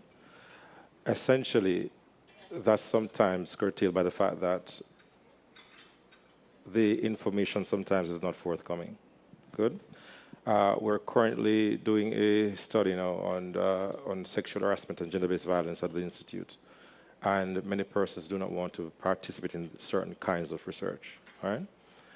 What we also find is that in some quarters or factions, some persons who are in policy creation, they tend not to want to utilize or acknowledge the findings when we do the research. So they want to implement, but they do not want to rely on the data itself to ensure that whatever protocol or procedure is being implemented is data-driven. All right? We are now on the topic of gender-based violence. Good? And I am not sure, and possibly I can be corrected, but I'm not sure if gender-based violence in terms of research, it has been extended to look on the labor force and the experience of women in the labor force. I am not quite certain. That's something which we need to look at a bit more. All right? But academia's role is to provide the information. The only concern is that when we provide the information, is it going to be used in a reliable way? All right? Yeah, thank you, Dr. Marsh. When we had a conversation yesterday, I really took away from it that policy needs to be data-driven. Yes. Right, and I think that resonates across this entire panel. Jodianne and Nadine, I want to turn to you when we think about setting these goals, setting objectives that we need to meet in order to help with women's economic empowerment here in the Caribbean. Jodianne, we'd love to hear a little bit about your role at AmCham and some of the things that AmCham has done, maybe other AmChams as well, to support women-owned firms. And then Nadine, to go to you to talk a little about to talk to you about a little bit from Scotiabank's side, to Kayla's point about access to finance and access to some of these resources. But Jodianne, please go ahead. Thanks, Wazim. It's helpful to get a context of what AmCham is. So the American Chamber of Commerce of Jamaica is an organization that represents businesses who are members. And we are part of the biggest chain of chambers of commerce across the world. being part of the U.S. Chamber means then that across the world, we have a powerful network that we then open and allow for women to be part of. And so I think that is something that definitely needs to be recognized. Not only are we providing a local space for women to be a part of the local business community through networking and other diversity opportunities, but we also offer them a chain of places where should you need to move into or diversify into other countries, that you have women in these other spaces who have been able to do so. And I think that is helpful then in showing what AmCham Jamaica has done, but also then widening it to that broader framework of AmChams across the world. So we at AmCham Jamaica recognize during the COVID-19 pandemic that data was coming out, because Dr. Marsha said data is important, data was coming out that we were having more incidents of gender-based violence in the home because people were now stuck at home. And we then led missions to our member companies saying to them, gender-based violence is in fact an economic issue. It's a business issue. You cannot expect productivity from your workforce if they are dealing with abuse at home. And we started quantifying that and having people come in now to discuss not only what it is that you're looking at as a business, but how it harms you. Because very often when we have these sorts of conversations, people feel that they're very emotion driven. They're very, oh my goodness, it's so awful. But when you speak to business about dollars and cents, they're able to see it. And as an organization that deals with dollars and cents, we're able to have those discussions, speaking to them as well about the objectives and priorities of development here in Jamaica and saying half the workforce needs to be part of that conversation. You cannot have the kind of development that Jamaica as a developing country is hoping to achieve without half the workforce being involved.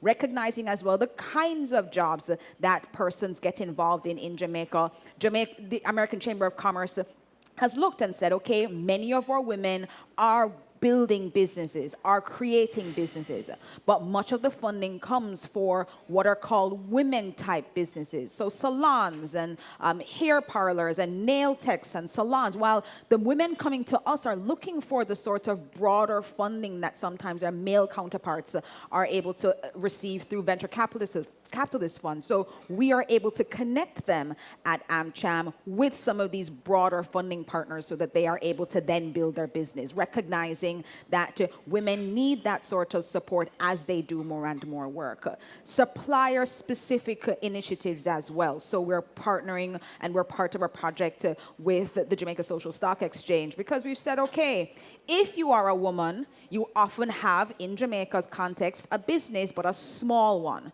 But you tend to employ other women as well. So anywhere from 3 to 5 other women are working with you. So in supporting them in a supply chain, let's say you make soap.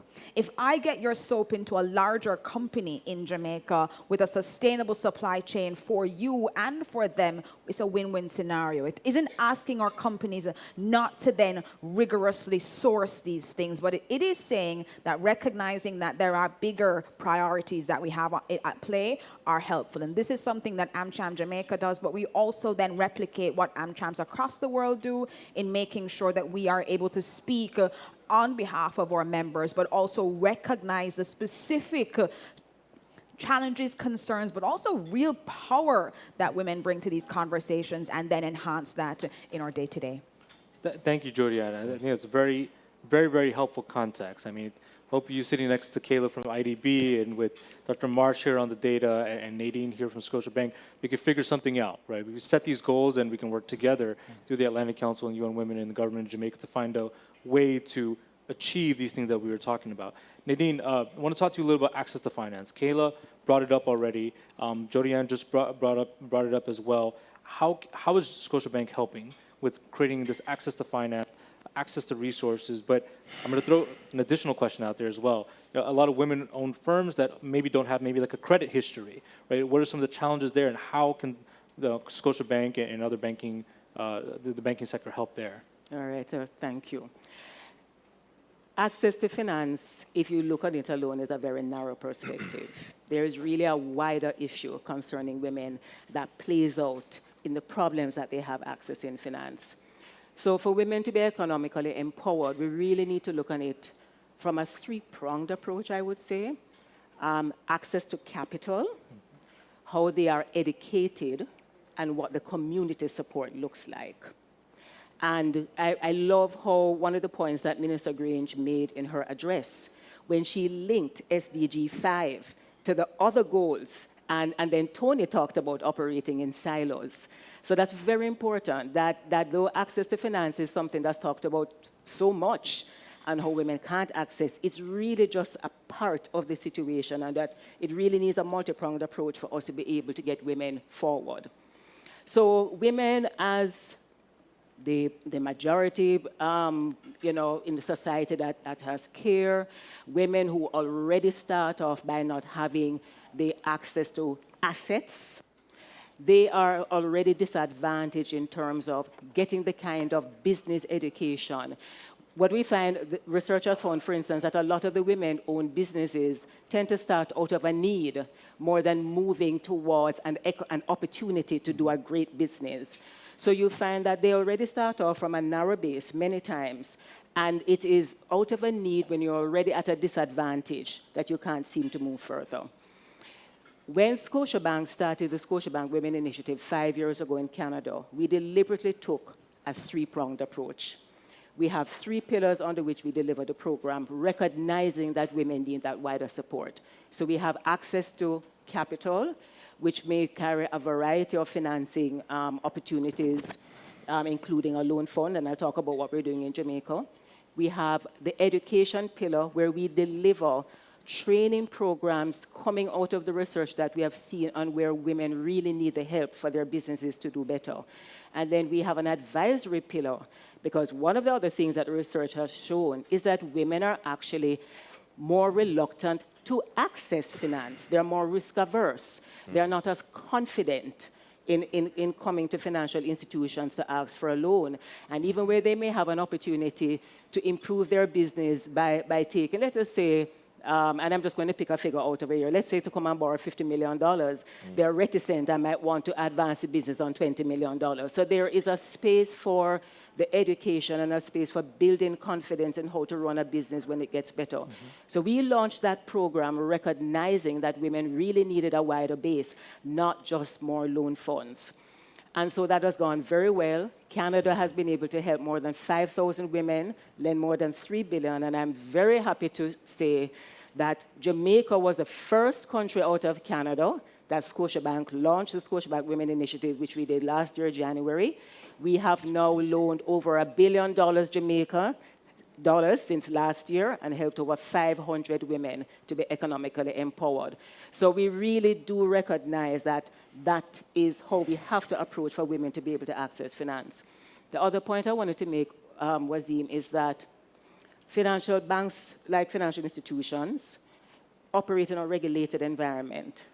That may not necessarily be the right environment for all types of financing.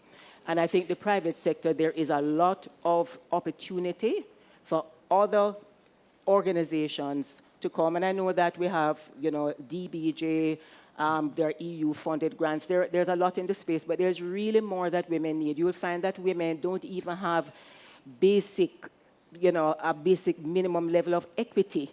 And the truth is that most banks don't take equity positions in businesses. We give loans. So there is space in the private sector for more organizations to step forward and sort of support women from a grassroots level, micro-enterprises who need the support, basic equity in order to get the business fledgling and growing. I love that you brought that up. I know that we're nearing time, but I have to go to Kayla for a quick question. Because you talk about this equity investment, and I think IDB does some equity investment. We have some projects on the Caribbean energy space where I know there's some equity investment there. So Kayla, I want to go to you really quickly to touch on Nadine's point there, and then I'll go to the rest of you for just a rapid fire 30 seconds before we wrap up. Okay. Absolutely. So congratulations to Scotiabank.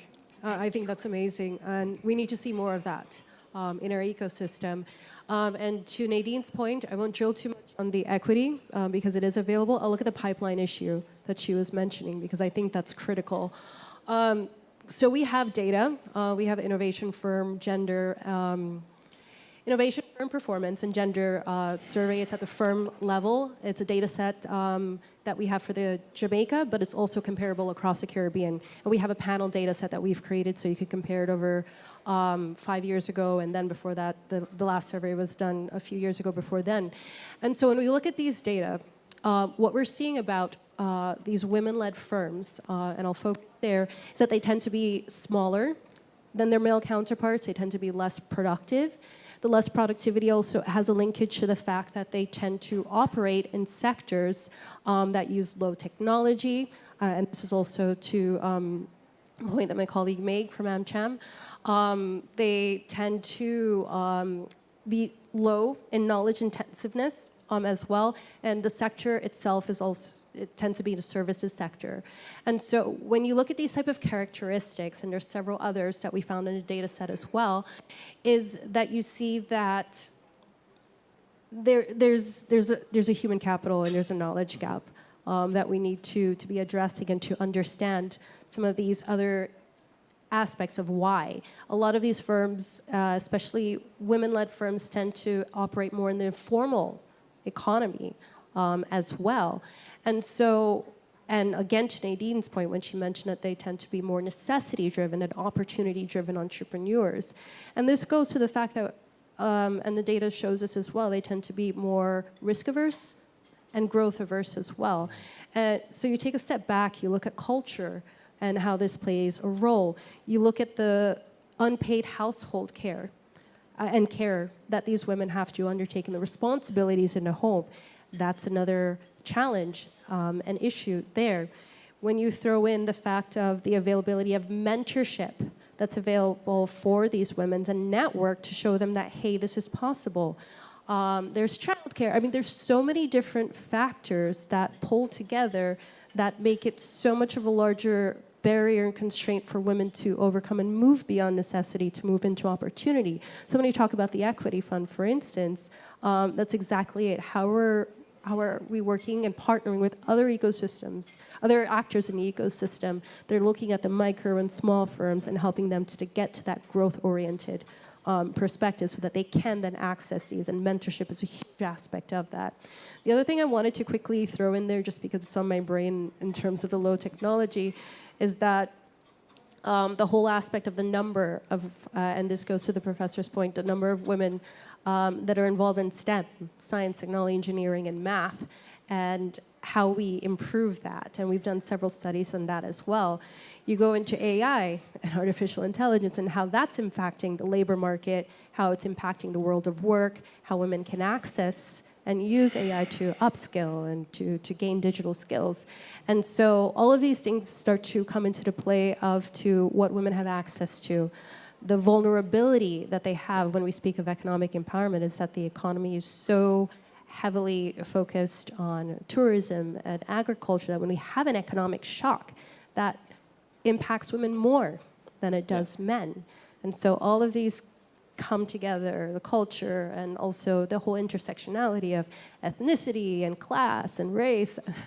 Yeah. So we start to see the big image, but I'll stop there. No, no, those are excellent points, and I think we're overdue our time, but we definitely need to have a follow-up conversation. I think we're definitely just cracking the surface. There's a lot more to talk about. I would like to thank all of you. Have a huge round of applause for them for joining us today. Would love to thank Minister Grange for her remarks earlier today, as well as Minister Samuda. Huge round of applause again, please. Would like to thank our partners, UN Women, Tony Ann and her team, the EU through their support through the Spotlight Initiative.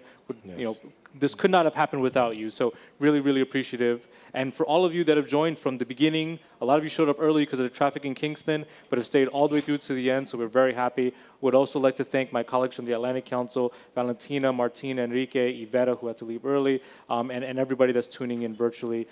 We will not stop the conversation here. We will be in my home in Guyana in about a month, so we expect everybody to travel to join those conversations. But for now, just please enjoy the food and the networking opportunity afterwards. Thank you. Thank you. All right.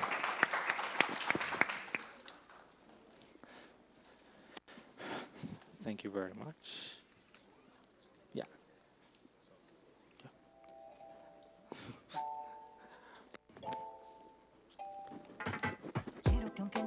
Thank you very much.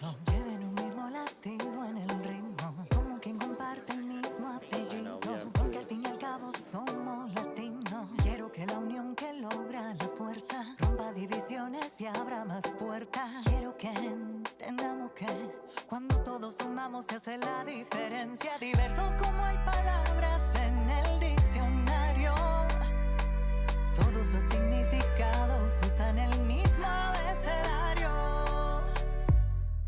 Yo soy como tú.